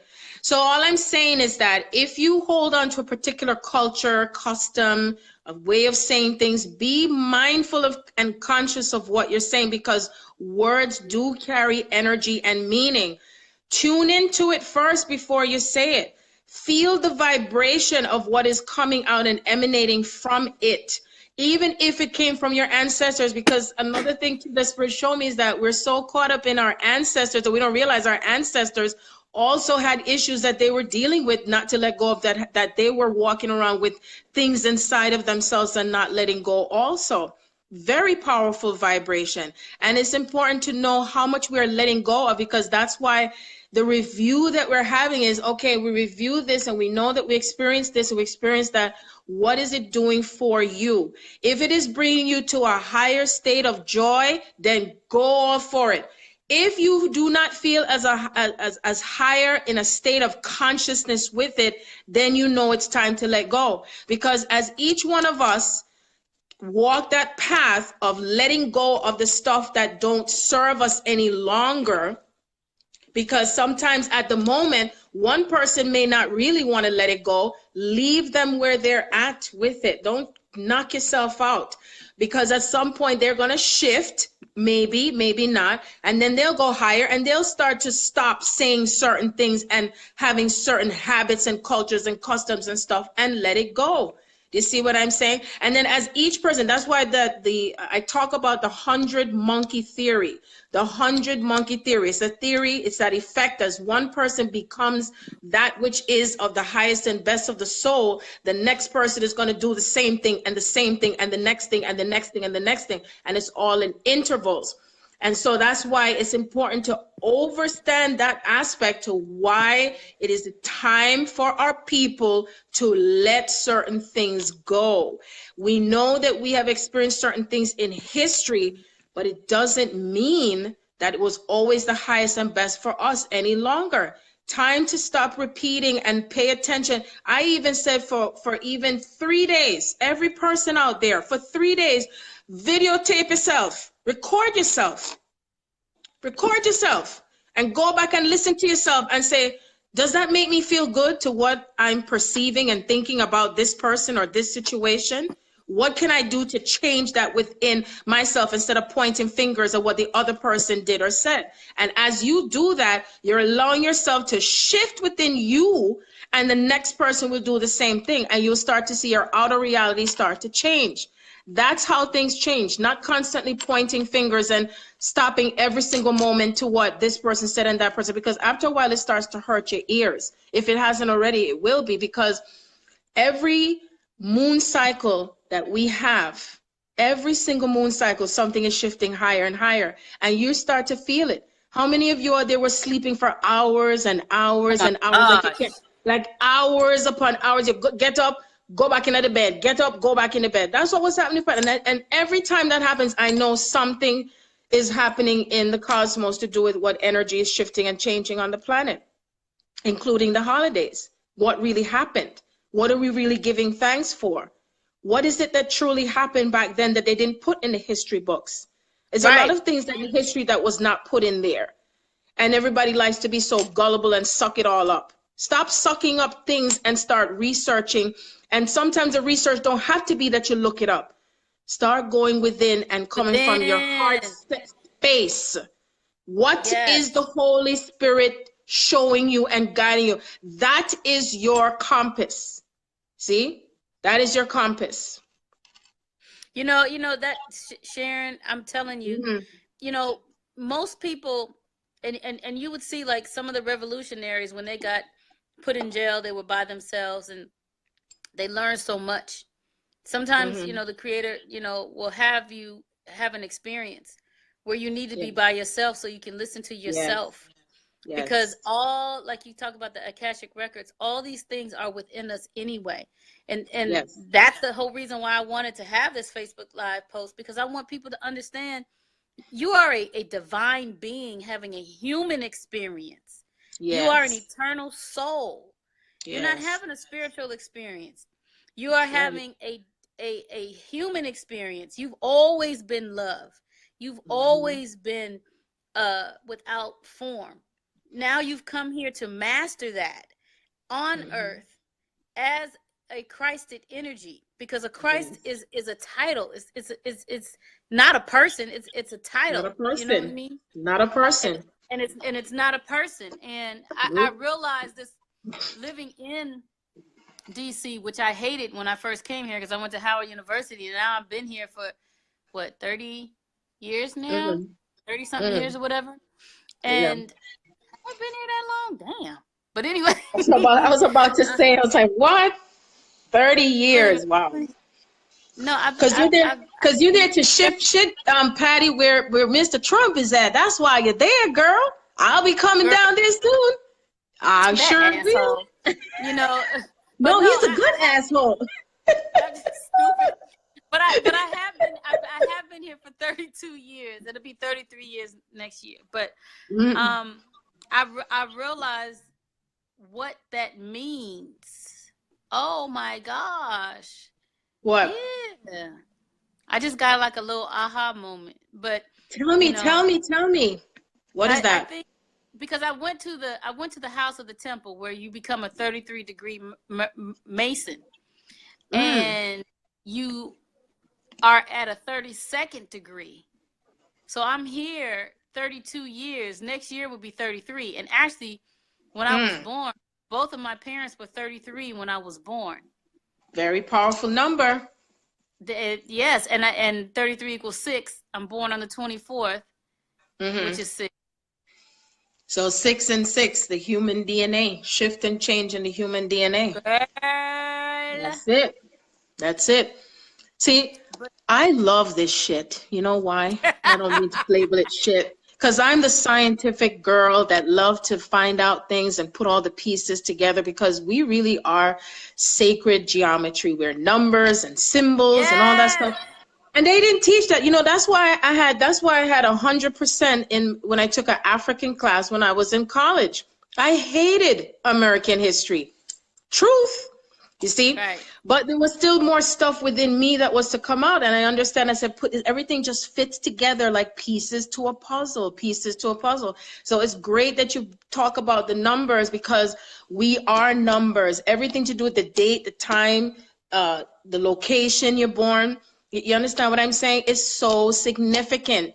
And you know what I've come to find is that these numbers are soul codes, as you say. They are connections to our spirit guides, and because numbers are a universal language. And I remember when I first it came at me, like we were talking earlier with Lloyd Strayhorn, you know, how I even became a student of him, you know what I mean? And we're just so close. I have his book. Yes, I have his book. So close and so tight, and did so many things at my house, and how that whole thing manifested. You know, at a certain time, Lloyd didn't know why I was seeing the numbers. He just could interpret them. Yes. But on the last time he came on my show, he spoke about angel numbers and spoke about the connection to the numbers.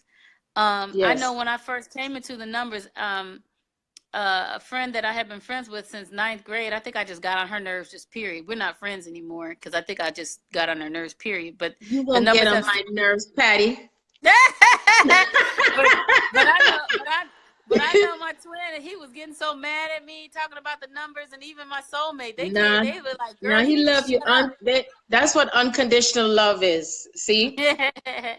That's what unconditional love is. Because I definitely get it. Just like, you know, I was saying today about Dr. Sabi, you know, and how I met him. I knew that there was a connection. And when I picked him up from the airport, I remember I was picking him up from the 6 baggage claim and realized that I parked in the number 6 space. And he passed on August 6th. And my mother passed on November 6th. And, you know, Lloyd had always told me, when I see anything that equals 6, that means that I'm in the correct order of whatever is supposed to be going on in my life and whatever I'm thinking of at that time. And, you know, he and I talked about, you know, Erykah Badu or whatever. And she has a song called Window Seat. And actually, it's an airline ticket. And all those numbers on that ticket, I was like, oh my goodness, you know, that shit right there just blew me away, you know. And I connected with her on Twitter, and she kind of answered some questions for me about, you know, what she was thinking about with the numbers or whatever. But there's something to what you were saying, bigger than what we were taught about numbers and numerology and astrology of how it was evil. And it's not. It is definitely who we are. It's definitely the connection to the divine.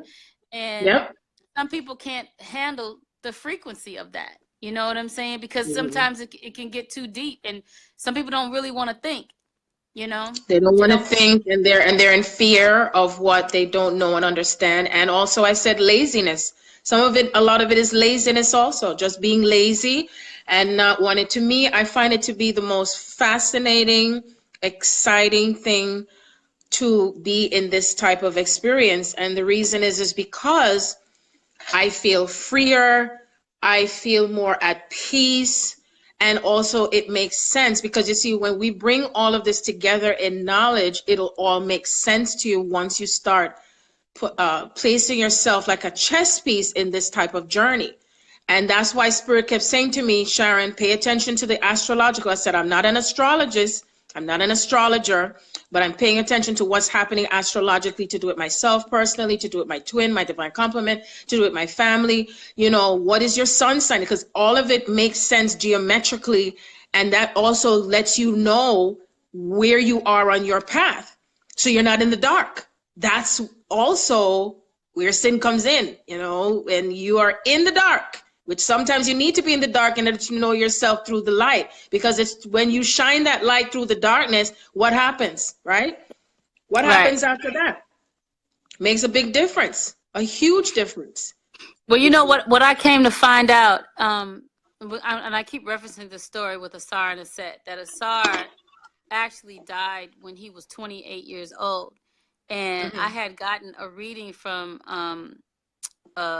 what's the guy that does those natal chart readings or whatever? His name is Gat. I forgot what he is on Facebook, but his name is Gat. But anyway, he was telling me that Spirit had told me to pay attention to the moon cycles. And when I realized that Asar died at 28, the moon cycles are in 28 days. 28 days, yep. Which mimics the women's menstrual cycle. But there was so much more to what he was actually saying, because I started noticing that my twin flame and my soulmate get cuckoo, or they act different when it's a full moon or a new moon. Out of their mind. And there's a transit that comes in with there's a transit, yes. And it's interesting that you said that, because my twin and my divine complement are both sun in Cancer, and my second son David is a sun in Cancer. My fourth son Brandon is sun in Cancer. Ooh, what else? My niece is sun in Cancer. And then I came to find out 2 days ago that my cousin is born the same day as my twin. I was like, oh my God. So that's the third person, and my niece. So everything just that's another way of you knowing, you know, who your twin is, because there's always something that relates to you with your twin, and there's just no denying it at all. And in some cases, you look like your twin also. You know, that's another thing, because you share the same soul essence.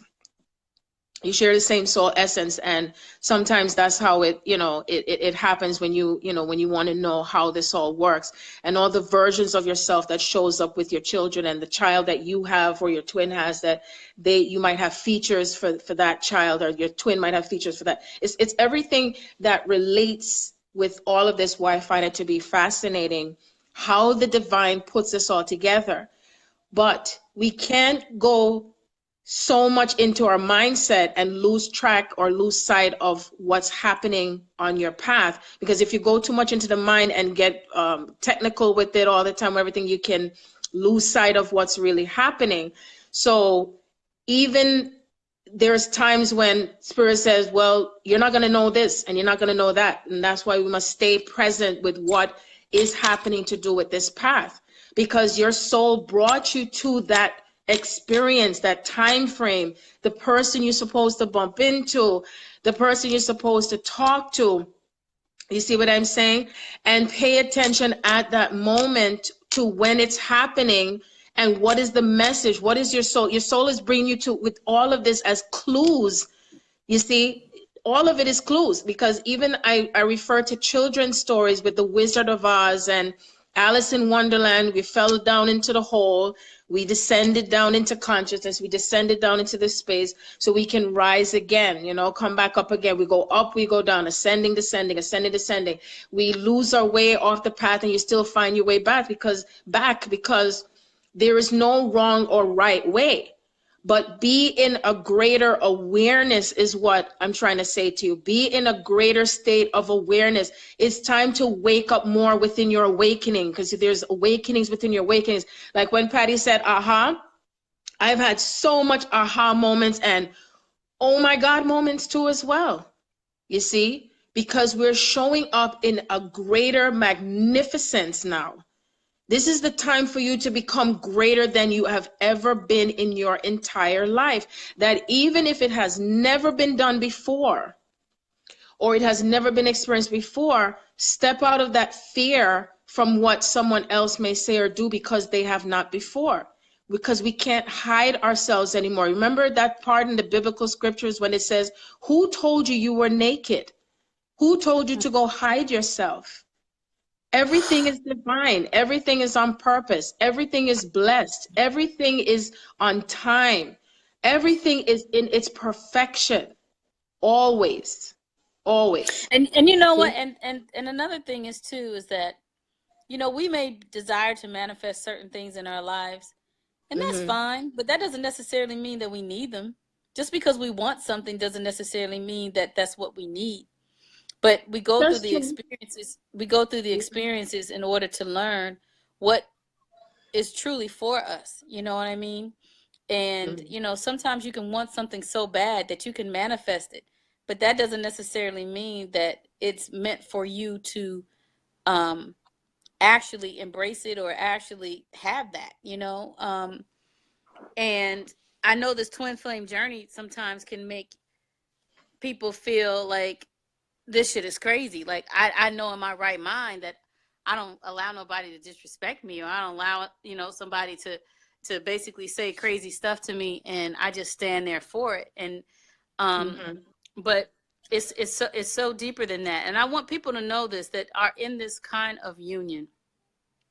And I've gotten some signs sometimes that, you know, this person is just not ready. You know, I've seen 1111, you know, when I was with this individual, and acted really crazy with me, you know. But when you say those words that this person is not ready, then you're judging the journey, and you're saying you're not ready. Maybe let me tell you something, Sharon, and I'm gonna be totally candid about this.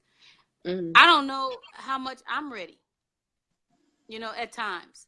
Sometimes and that's I feel where the like experience will show up as such, and the experience will show up as such. You see, but I don't believe that everything that we create in reality is just happenstance. I don't believe that anything that we experience, we're not experiencing it because we didn't desire it. Somehow there's always a thought that comes from something from somewhere at some time. And then it's the feeling behind the thought that brings things into manifestation. If you remember also, there was a time when Yeshua, aka Jesus, when he was at that point where he was able to manifest in seconds. Before that, he was manifesting in days, then he was manifesting in weeks, then he was manifesting in months, then he was manifesting in years. Now he was at the point where he's manifesting in seconds. It's that same self-mastery is what we are heading to what we desire. The key thing is not thinking about how it is being manifested. That's where people stay stuck. And then they go into the belief system, and they go into what somebody else may think or say or feel, or they doubt it, or they're in fear of it, or they question it because they're expecting it to turn out into a way that the human mind or the human brain would prefer to conceive it. Right. That's why I love the movie The Matrix. You know, he said the mind, I forgot the word that he said, I'm not good with names, when he said the mind can see what it perceives, or something like that. If anybody knows what it is, please type it into the box. You see? And you know, I want to see some more interaction from you all here. Yes, if you have questions, please ask questions. I think it's a perfect timing as we're heading into a full moon, and Mercury is going into retrograde on December 3rd coming up. It's not a bad thing, because that's another misconception. Sometimes we're brought back into a space of reviewing things again, or even if things have been slowed down for you, then things are going to start to speed up. So Latoya, you said so humbling from a spiritual way, because they remember the past too and they want to get even, if you will. How would you like it if it was you? I go through that to my twin, is hurt and fed up.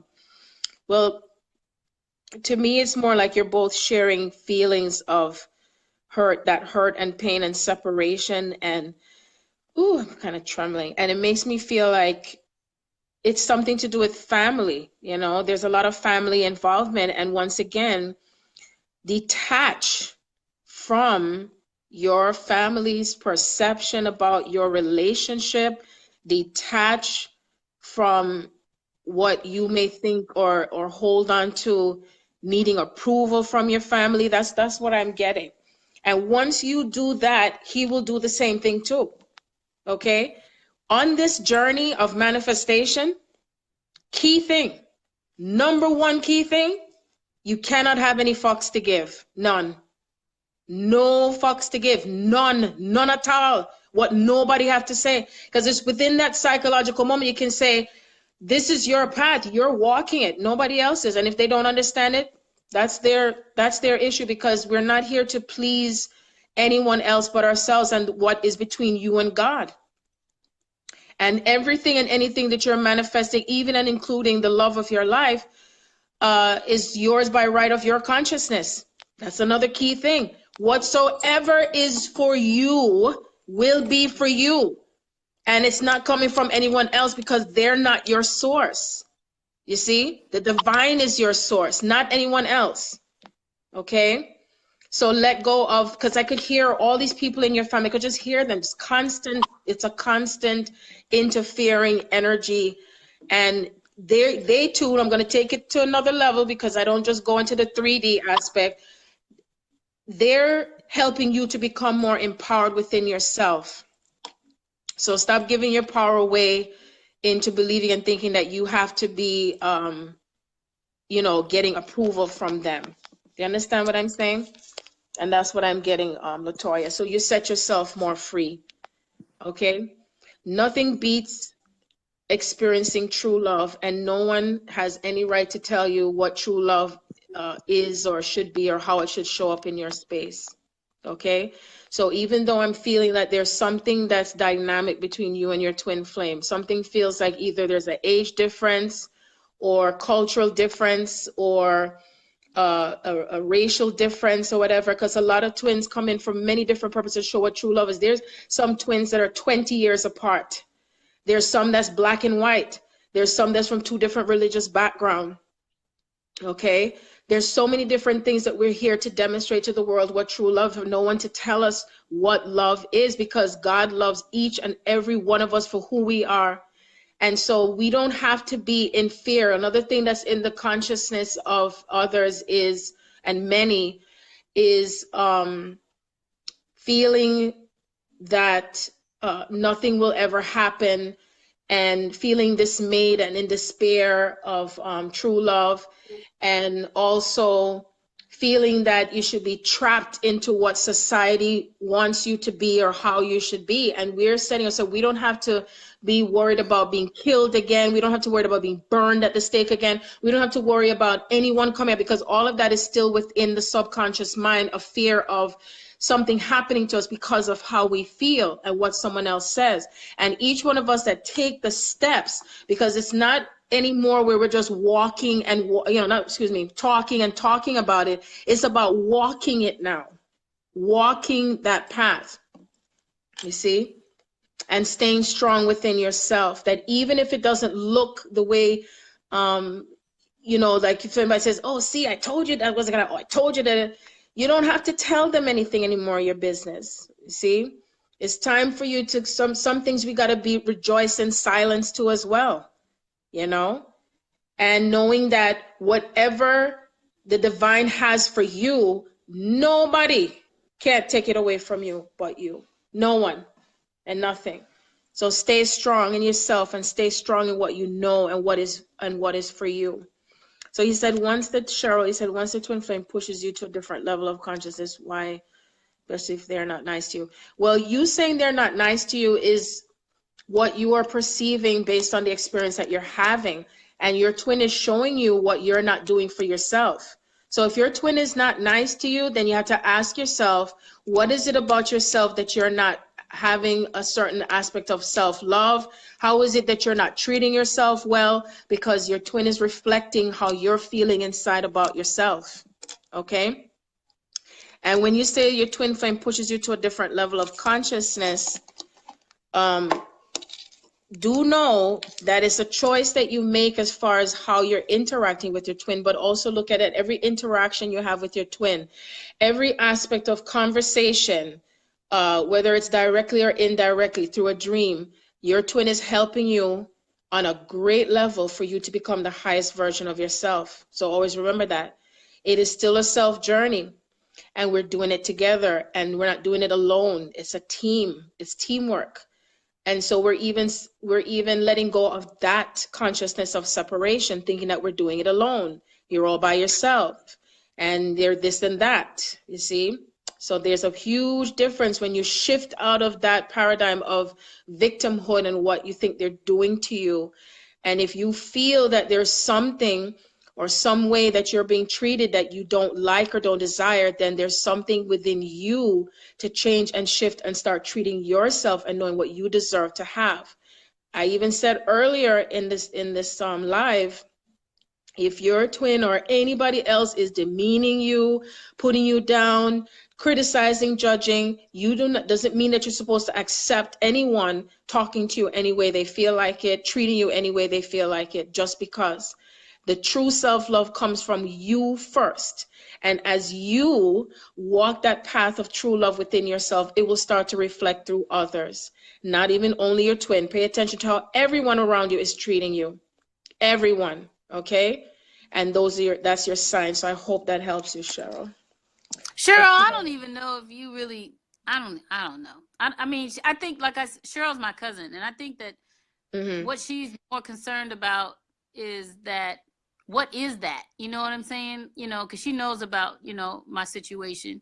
And, you know, she's just like, well, why does this brother just act this way? You know what I'm saying? And well, I know that the twin flame dynamic is definitely where you have a push and pull energy going on. Like you come together, you pull apart, you come together, you pull apart. You know, that's what that dynamic is. It's just a different way that it shows up. And like I said, there's signs that you will get when knowing that it's your twin. You'll see their names everywhere. You'll have dreams. In some cases, there are some, that met their twin in dream state before they actually came into their physical space. That happened with me. My twin was visiting me for 3 years before he actually found me in 2014. Yeah, that's what happened to me too. That's what happened to me too. It's wild. I just didn't know the face. But Cheryl, you know what the thing of it is that you're saying, why not move to a different person? Now you know my personal situation, and you know the situation that I can move from. Okay, you know I got 2 situations, one that I could move from, and the other one that you just be like, well, what the hell is wrong with you? There's a difference. It's just a knowing. You can't put it, look, the English language is a bastardized language anyway. It's only 400 friggin' years old. So you can only express as much as you can express in this language. But you are going to know if this person is a twin flame or not. You're not going to question or say, well, why not just move to a different person? Because that's not a twin flame.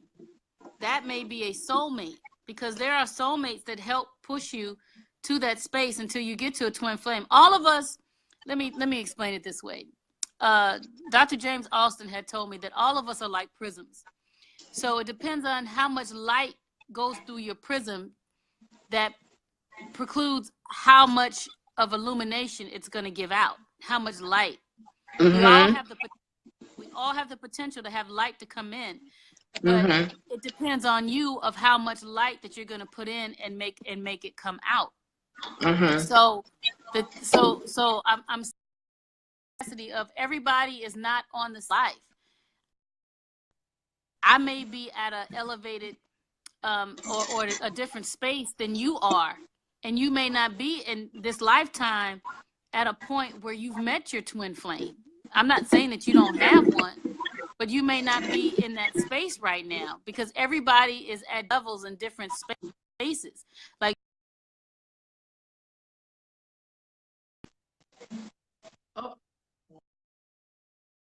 and also she with that graduated as much. You know, I don't get the same kind of things that Sharon gets. You know what I'm saying? So you just may not be in that space in your life like that.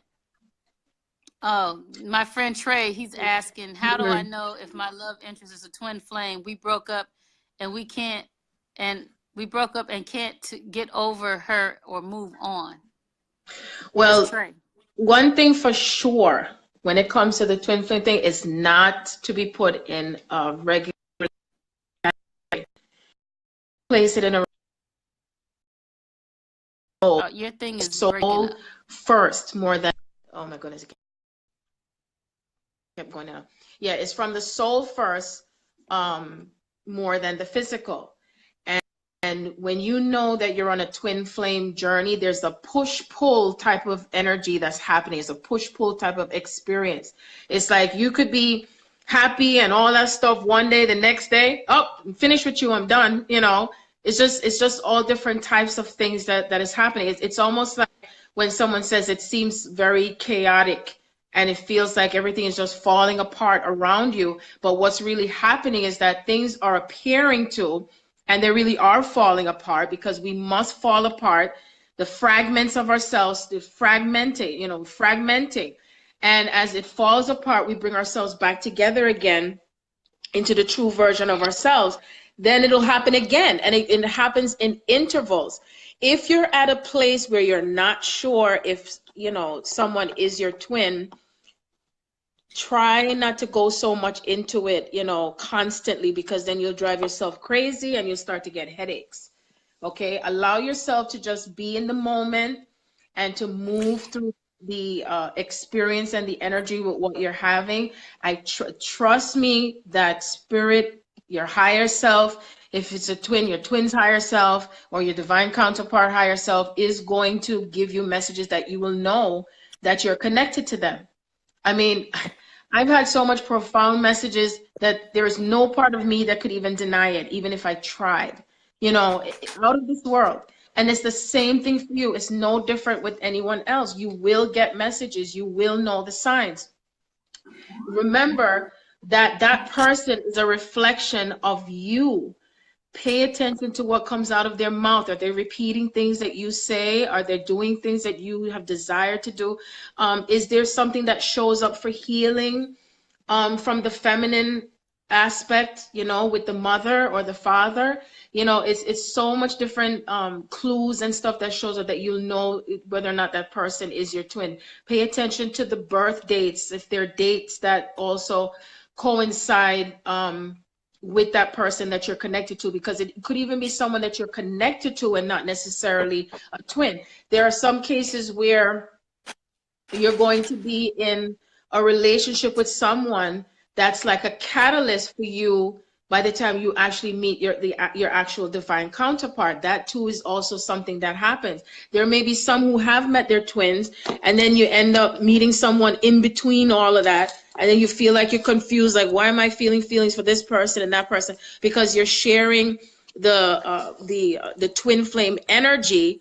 Okay, because it's not exclusive to just that one person. You also may feel that energy and that frequency with someone else. Okay, and that person could be an aspect of the twin, meaning that they're not going to be doing and saying everything exactly as your twin, but it's so similar. And some people get confused and think, well, maybe that person is my twin, and then they come up with these labels again about false twin, and which I don't use that name, because to me, you're saying you're false, you see? So it's just that that person is reflecting an aspect of your twin, and that person is also helping you for what you're to look at for healing, because everyone is different dynamically to what they may be healing. There's so many different variables with all of this. It's just never one way or the same. But the signs for you is, if it goes deep for you with your feelings, if it goes deep for you with the pain that you're having in your heart, something that you may not have healed to do with a parent. I've had someone that I've read for where she was carrying so much wounds to do with her mother, because her mother was always competing with her. There's somewhere some feminine twins go through abandonment. There's somewhere you go through abandonment and your twin also feels abandoned. It goes both ways. It's so much different variables, like I said, that's involved with it. So it's the one thing I don't do, I don't tell anybody who their twin is. I don't tell you or say or validate, yeah, that's your twin. No, it's not. No, I don't do that, because who knows you better than yourself? That would be like I'm trying to tell you who you are. You know who you are. And it's for you to trust yourself and trust in that knowing that the divine and also their higher self is communicating with you, because their higher self is always, and your higher self is in communication with them as well. It goes both ways. And this is not a journey where we get rest. It's just on and on and on, you know, and everything is speeding up rapidly, rapidly, rapidly. And everything that's happening in that space of, with the soul is how much it's bringing itself together, even and including with the opposite of what you're experiencing. And that's why when I was saying earlier to the experience that I had with Patti, is that I said to her, I said, wow, I just discovered something. I just, not discovered, I should say, I just remembered something. I said, the soul desires to know itself and remember itself even through the chaos. And human beings, like I said, we tend to go in fear of when we're experiencing the opposite, or when we're experiencing the pain that we're having from our twin, whether you feel rejected or if you feel abandoned, or if you feel, you know, hurt by something they said or did. And it's to also look at it. What is that pain showing me about myself? What can I look at it from a positive perspective as well? Because, you know, you need both aspects to know yourself for something to work. I refer to it as a battery. You know, the battery has the positive and the negative. And if you're using it for something to work, like a flashlight or a lamp or whatever you're using for that battery, it takes both for it to work. So it's very it's like a false teaching for people to say that it's only things that are in the good light, in a good way, that, you know, things can work for you. But it takes both sides. It takes both aspects of ourselves, because that part of ourselves that is connected within this Christ consciousness is what we are bringing together with the parts of ourselves that we need to look at: the pain, the sorrow, the you know, everything, the rejection. I mean, Patti, name some of the stuff that what you've experienced, because I've gone through all of that. Oh my God. It's just, you know, when I look back on it, it was just like, I don't know. It was so like, wait a minute, hold on. Cheryl said somebody wants to ask a question. Yeah, she needs to send me, she would need to send me a friend request to leave a comment to be a friend. So let me know not when on she my sends page, it. girl. It's on My Sharon's page. not my page. Yeah, and then I'll have to go to my desktop because I don't know if I Well, can. that's not true, because Cheryl came on my page. She's friends with me. Oh yeah, that's true. That's true. Shit, Cheryl, I don't know what to do, because then if I click off of here, then I'm gonna click off. But I'll do it in a second. But anyway, use your laptop. Are you on your laptop? Do you have your laptop too? I don't feel like. I mean, I could go to my desktop, but if I click down, then it's gonna disconnect. But I could go to my desktop too. Don't disconnect it. Don't disconnect it, because I don't feel like going on another page. But anyway, I gotta go downstairs to get my laptop. But anyway, I had to really look at myself, because I'm like, I had to look at myself, because look, I've dated men. Okay, I've dated lots of men. I understand what it is to be in a relationship. I don't get involved with people that don't like me. If you don't like me, then I'll leave you the hell alone. I haven't really been with people who don't like me. I think we just end up, after a while, just don't want to be with each other after a while. You know what I'm saying? I wanted to troll you, but I won't. Right. just to impose myself on you. You know what I'm saying? And I've been in a relationship with somebody for longer than what I should have been in it, and then realized that this person just wasn't for me, and just cut it off. You know what I'm saying? But in this situation, it was things that I wanted to fix within myself, and it was coming through him, and he would be telling me about it. You know what I mean? Like, I was a person that never used to drink. I mean, I used to drink, and I'm not a drinker. And when I met him, I'm sitting up here drinking shots of Ciroc and, you know, doing all these different things. And every time he called me, I was hanging out with somebody, and I would just be drunk. And he used to be like, what is wrong with you? Why are you, every time I talk to you, you're drinking? I said, you know what? You're right, because I'm not a drinker. Why am I even doing it? You know, I can really only drink 2 drinks. If I drink a third drink, I'm done. You know what I mean? And at that time, I was 48. You know what I mean? And I was like, yeah, I think I need to make this change for myself. So he was like a mirror for me, you know, as far as that was concerned, because I had been, for maybe a couple of years, had been kind of contemplating, like, you know, every time I would go to LA and hang out with my girlfriend, you know, she'd really be drinking. And I'm like, I don't really even want to drink. You know what I mean? It wasn't a staple. But the other things that were really very hard for me was the judgment. And I had to look at myself and see what I was judging. Not only just judging myself, but judging other people.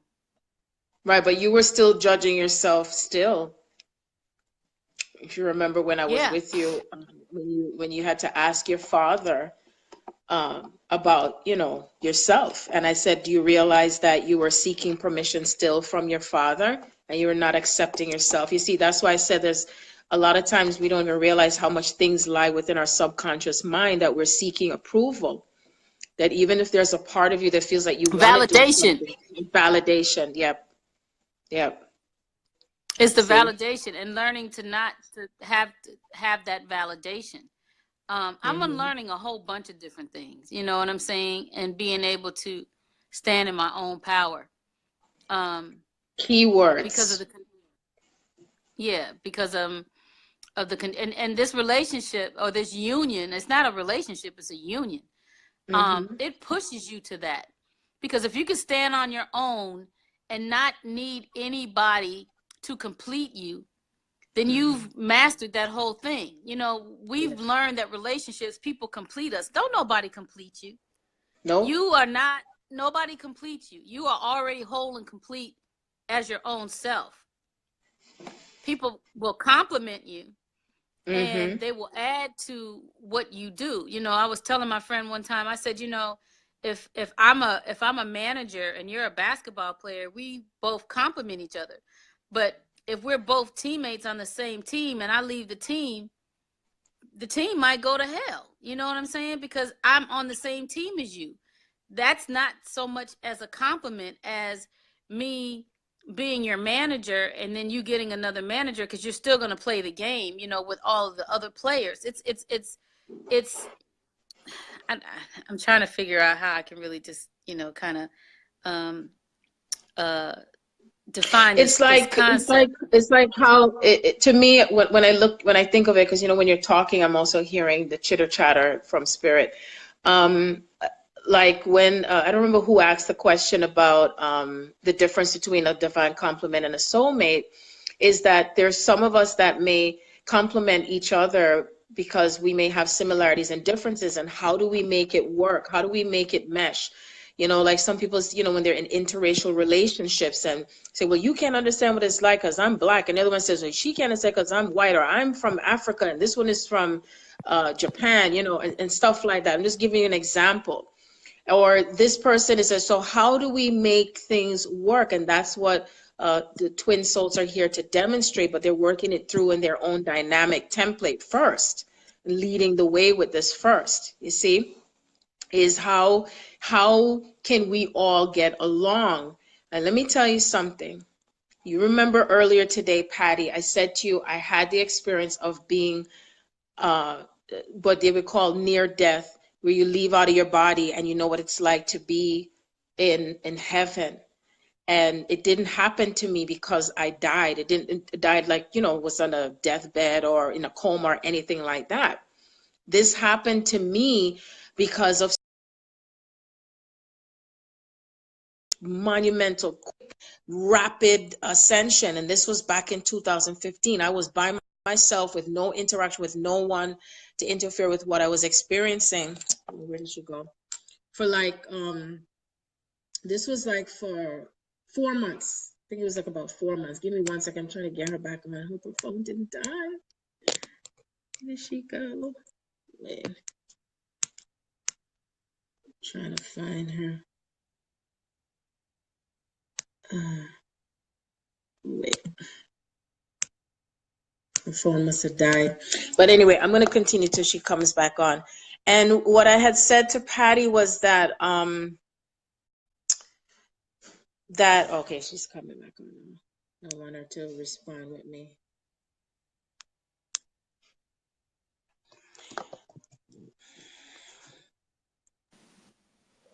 Okay. And so remember I just went and I just friended Cheryl's friend so she can ask you a question. She wants to get a reading from you, okay. but she wanted to ask you a question too. So She wants Cheryl, to get tell a your friend I private, just friended. she wants a private reading, Yeah, you mean, right? Okay. right. I'll make sure to tag in the information for anyone who would like to get a reading from me. You can drop me But an she can ask a email. question now because I Yeah, friended yeah, her. she can ask a question now. She can ask a question now. That you can send me an email to the Garden of Eden 1111 at gmail.com. The Garden of Eden 1111 at gmail.com, or you could send me an instant message on Facebook. So anyway, I said to Patti that time that you know, I was ascending out of my body while I was still attached to my body. So I knew what it was like to be in that blissful state. I knew what it was like. It was like a euphoria. I was walking around in my house for 2 weeks. I didn't give a fuck about nothing, no bills, no nothing, because I was in that blissful state. That's past joy. That's past happiness. And I was supposed to experience that so that way I can tell others what this state of being is going to be like even further on onto the earth. And so as I had that experience, all I saw, all I felt was everyone was all one. We were all one. It had nothing to do with what this person does, what this person says, how this person feels, whether or not, you know, being a twin, none of that. It mattered, but it didn't matter. I was free.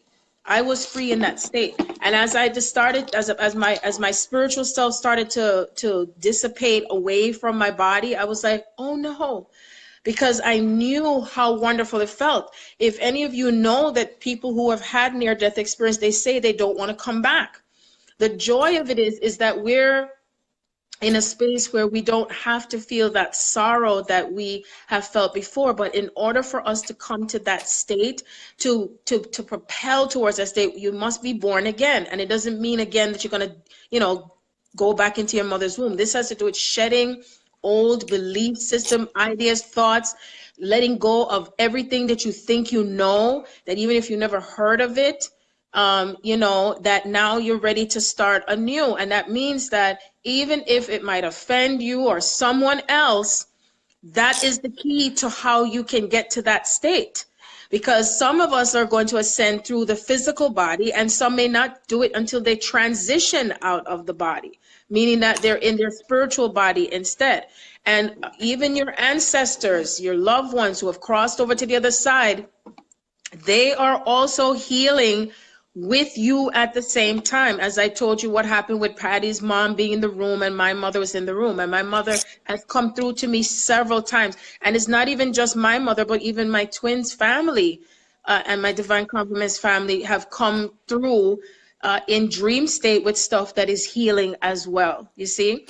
So this is huge. This is a huge money, and this is not something that is going to be taught in institutions and in certain books, because some of the stuff that's in there is old stuff, and now it's time to stay in the current state of what is happening. How much shifting is happening within yourself, and we're shifting in layers, and we're shifting in segments, and we're shifting in different instances, both on the masculine and the feminine side, which is within each and every one of us. We're healing through with the mother energies, because you know the feminine principle was removed from scriptures and tablets and scrolls and all that stuff, you know, and everything to what has happened throughout humanity's history. We're reviewing it, but you're not taking all of it with you. You see, as I stated before, anything that you're experiencing, if it brings you down, where you're feeling sad or it feels heavy, time to let it go. So who had the question that they wanted to ask me? Go ahead and Yeah, ask me. Cheryl, Andrea wanted to ask a question. Greetings for all those and anyone who's been listening all this time. Blessings and peace be upon you. Yes. Greetings, Ayuki, Don. Thank you for joining. Who you said was I'm going to so ask the greedy. question? I'm just eating. But remember, you were you were there eating. This girl, she get up at 3 o'clock in the morning, eat snacks, and then go back to sleep. And she would just be out like from 10 to 0. You don't even have to count backwards, 10, 9, 8, 7, 6. No, 10, 0. Patti is out. That's it. She's gone. Oh my God, we had so much fun. So much fun. So Andrea Hitchin has a question. Okay, it says, is it okay to come to the realization that you're and just move forward? That is a perception of thinking that you're coming to a realization that it isn't working because you feel that it's not working because it's not looking the way you want it to look in the physical 3D sense. You see what I'm saying? So it's to let go of the attachment that you have to what you're experiencing with your twin. Okay? The realization that you're coming to is accepting yourself and be in acceptance of your journey. Because it's not going to go away. It's not going to go away.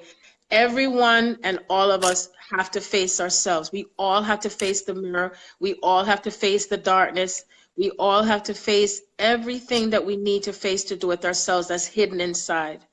And as the veil is, continues to become thinner and thinner, all of the mask is coming off, you see? And you're actually going through a lot of past life energy and experiences to heal with also, Andrea. That's what I'm feeling. And I know I feel you in a lot of sadness, but allow yourself to feel through the sadness anyway, because I would never tell anyone to suppress, the sadness, the separation. I've been there, so I know what it feels like, you see? And you're able to move forward by just moving forward and staying present. Because a lot of times we go ahead of ourselves and go so much into the future and then go so much into the past instead of staying in the now. When you stay in the now, meaning that you stay present, you pay attention to what's happening right now and not keep dwelling on what happened before. Because a lot of times people, they stay stuck in the stories. You create the story, then you stay stuck in the story. And so you just stay on this wheel of the story on. And then the more you think about it, talk about it, guess what? The more you create it in your outer reality and it becomes your experience over and over again. And so it's time for you to choose now whether you desire to set yourself free by knowing that you have this connection, knowing that the purpose of this connection is not only for self-healing, but also becoming the greatest, highest version of yourself, and also to experience true love. But at the same time, you're detaching from the outcome, you're detaching from everything that's happening to how it's showing up so you can be in greater peace. So I hope that makes sense for you. And you said you've been there were a lot of major shifts that happened after 11/11. Most definitely, yes. And I know that a lot of the divine family were feeling pain in the ears, and even Patti was, even when Patti mom was coming through, we forgot to mention to you that she was having heat was coming out of her ears, and so was I. Even though I was at the hotel and she was where her dad was, and her dad also started to cry. So he was starting to feel the emotions and what he was healing from what happened between her mom and him in the past, you see? So that's how much of a healing effect you have with your divine counterpart and your family at the same time. There's so much to heal, and just be patient with yourselves. Be patient with yourself. Be patient with your journey. And not put yourself in a category of right and wrong, or am I doing something wrong, or am I doing something bad, or I'm not good enough, I'm not doing enough, and let that all go. Let it all go. Sounds familiar?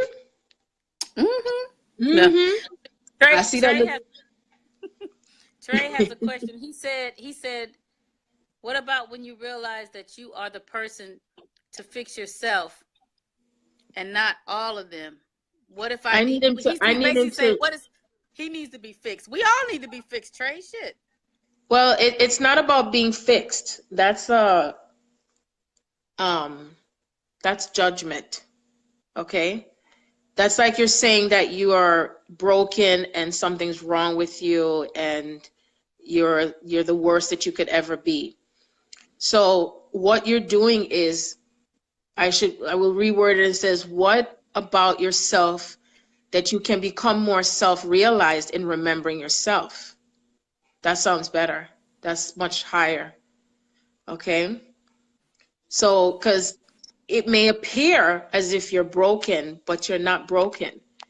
Everything there is for you to know, you know from a soul level. See? From a soul level. And as you keep remembering yourself and you become more and more self-realized, then that means you're letting go of something old, and then you shift again. Then you get it, then you have another experience that comes your way, and then you remember something more, and then you shift again.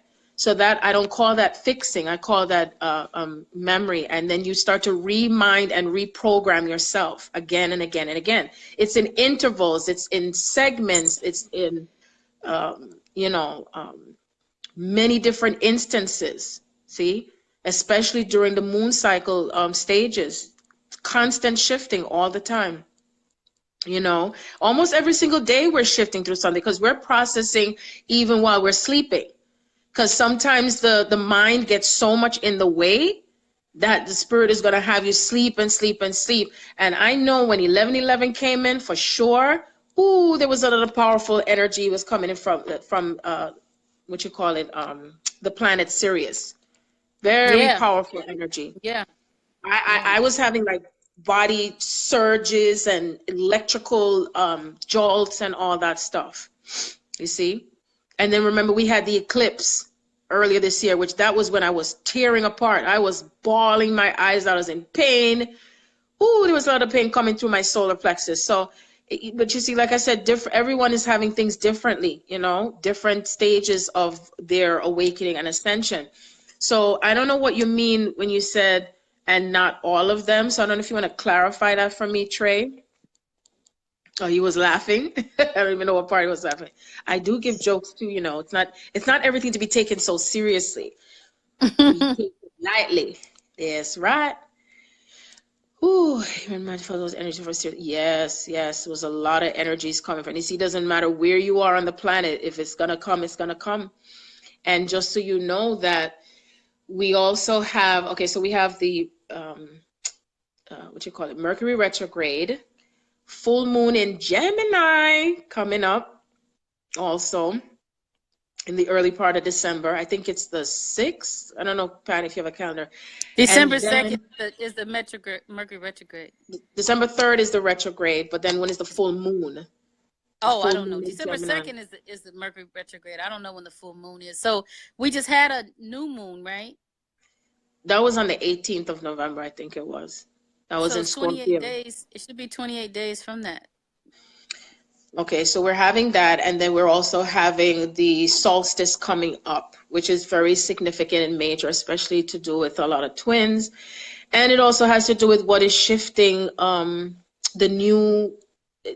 another DNA, human DNA. When you kept talking about Osset and Asar, that the feminine and masculine codes are coming in even more, because each time that we shift with something in consciousness, and then there's more frequency that's coming through, we start to template even more of ourselves in our bodies with these codes, because we can't get it all at one time.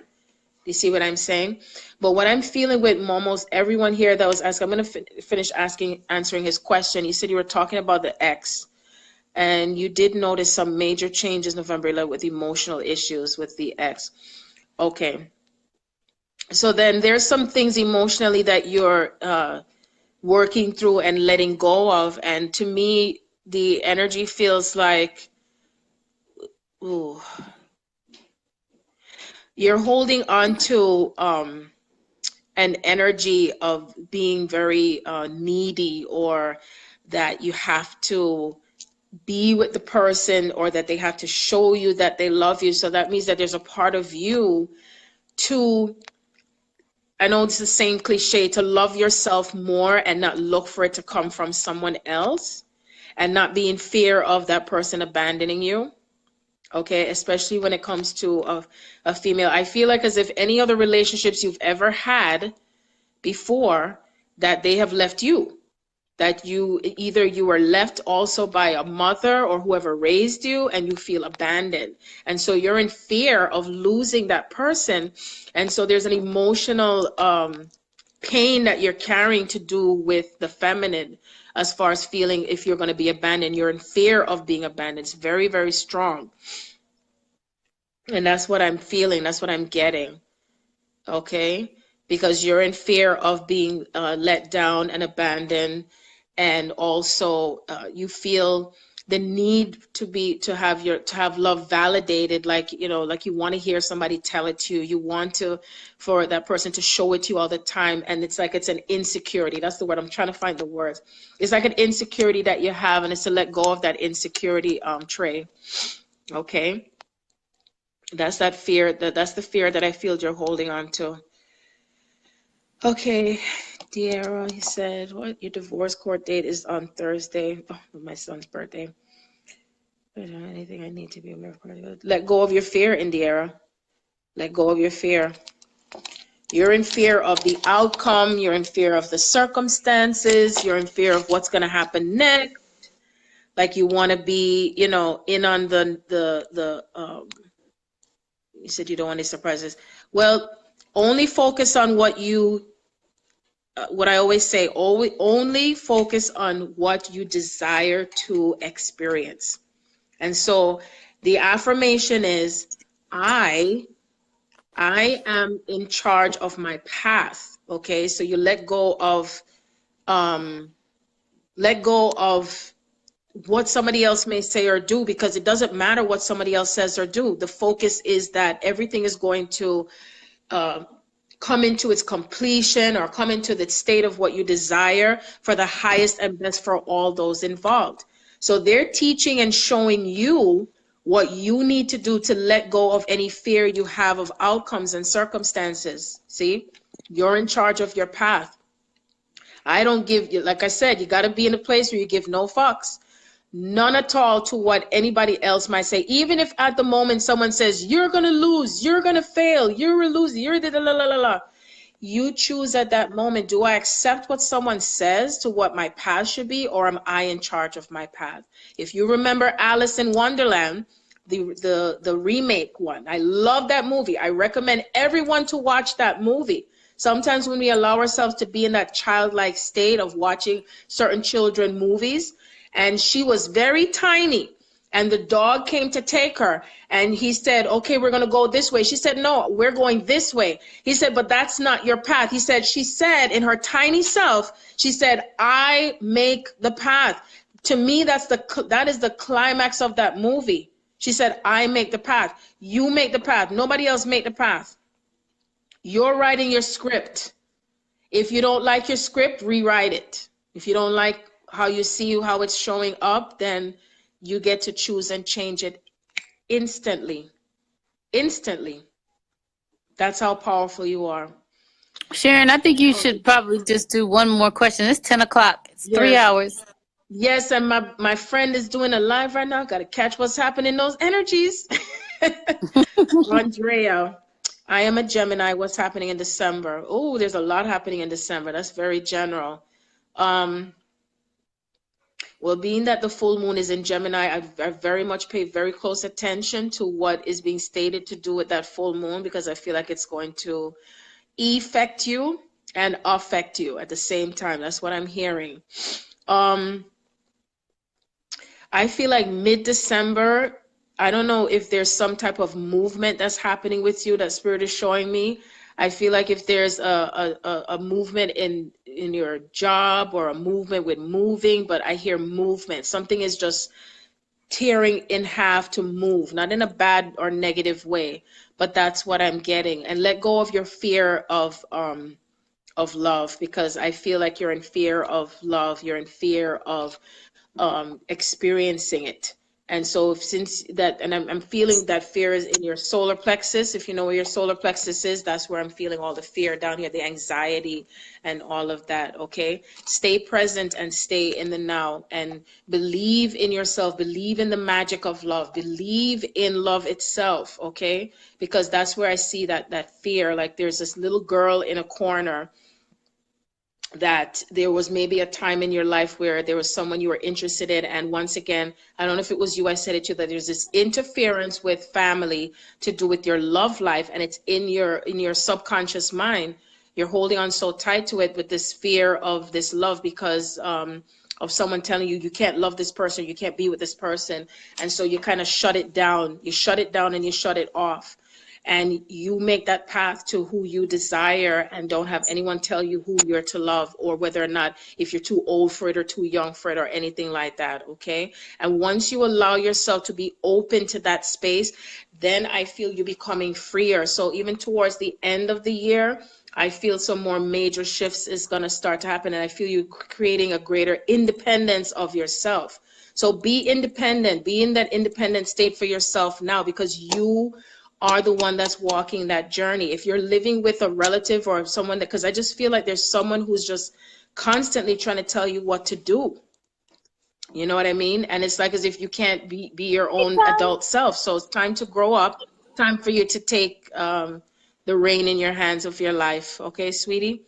So that's what I'm getting. I mean, I can't lock it in only to December, because I feel like you're just going to be going through major shifts within the next 6 months. And I just feel things just start to shift because you start to take back your power. That's what it is. You're taking back your power. So that's what I get for today. So it has been so magically real for today. I am so grateful and thankful for all the souls who have joined on here this evening for, what was it, 2 hours? Doesn't matter. 3. 3. Ooh, that's typical, you know, because I will talk and talk and talk, and even the kids were quiet. Look, because and you ate chips and snacks and all kind of shit. Yep. I'm laying down in my bed now. I'm here trying to drink my little wine, not wine, but it's a grape thing, whatever. Oh my goodness, you know. But I just want to thank you so much for doing this, Sharon. Oh yes, I just want to, as usual, put a little affirmation prayer for every soul out there, you know, which is what I always do, because, you know, we're all energy, and, you know, as we gather together in more than one space, everything that we put out there for our desires, it is done on earth as it is in heaven, because that's the power that is given to us. You know, when the earth and the heaven was created, God didn't doubt him and herself. She said, she said, it is done. It is so, and so it is. You have that same power within you. No one has the right to tell you who you should be, who you should love, where you should be, how you should be, what you love to do. No, you have that power, okay? It has been granted from the beginning of time to now, coming back around over and over again as we keep going through these cycles of life and death and rebirth, because we are giving birth to ourselves. We're giving birth to humanity, and it takes all of us doing it together collectively as well. No more separation, no more fear. Start seeking to know who you are, and that includes, you know, doing more research into who you are. Whether you're a twin soul or not, get to know what twin soul means, what it means for the planet, where it comes into this place with, you know, with the Christ consciousness and where it places us, you know. So I'm just thankful and grateful for this day, for this moment that we're here together as we have our eyes open, closed, whatever we choose, because, you know, we're seeing things from all eyes and all perspectives, and thankful and grateful for, as we're coming to a close of another year and heading into a new year, number 11 year, which is a master number. And, you know, everything is coming forth in prosperousness, you know, and know that no matter what we see out there in the physical world, that it is just an illusion, that we, you know, we're thankful for the divine and the angels and the spirit guides and all those who guide us along the way into remembering that, and that each time that we are going through an experience, that we stop for that moment and come from a place of wisdom. So I'm thankful and grateful for that. Let us use this time and this moment to be in the attitude of gratitude, because the more we give thanks, the more we give thanks for what we have, the more we receive. Let us also keep a space of healing for those who are going through challenges in their life, but know that their experience that they're having is for their soul's choice, and that we are not responsible for anyone's choice or anyone's thoughts, but that we can still be there for that person if you're so guided to do so. This is how we're thankful for the sovereignty that we are experiencing now in this time and space continuum, and that we are also allowing ourselves to be in that true space of joy and love and peace. Thankful, thankful, thankful for peace coming into our lives, and that every word that is spoken to each and every soul, I am thankful and grateful for this harmony that exists between all of us. And so it is. I say, Shiti Kitumba, Beti Chamta Titi, Sinda ma Ina Neme, Ekino Wintaba, E China, Ekito Sina Nimbe, Kuniminama, Ilanda Mai, Ta Chunam Nai, Tisinime, Ekumama, China, Mui Sani, Etoina, Echama, Ida Me, Atita Samumina, Eta, Ino Muminali, Ya O, Ida Ma, Aita Muchaina, Etai Chau, Ita Mita Oi, Aita Oi, Aita Cho, Eta. Ita inda med edo isane bete kino ira ichanu muita sinamne de isa ichamu ira itanyo ira me oro mina na mina nani no mina bete tanu iri sur koto shla pakete seketo shikoto speta kato putsiro botu bidaba ina mira kono mina bete ke roi beta kati bete kato ro bitsara ikare be kono be ke ma tse slow shlemere ke to mina bete roi ma aina ina era koina ire koniera i koya de bete nunda I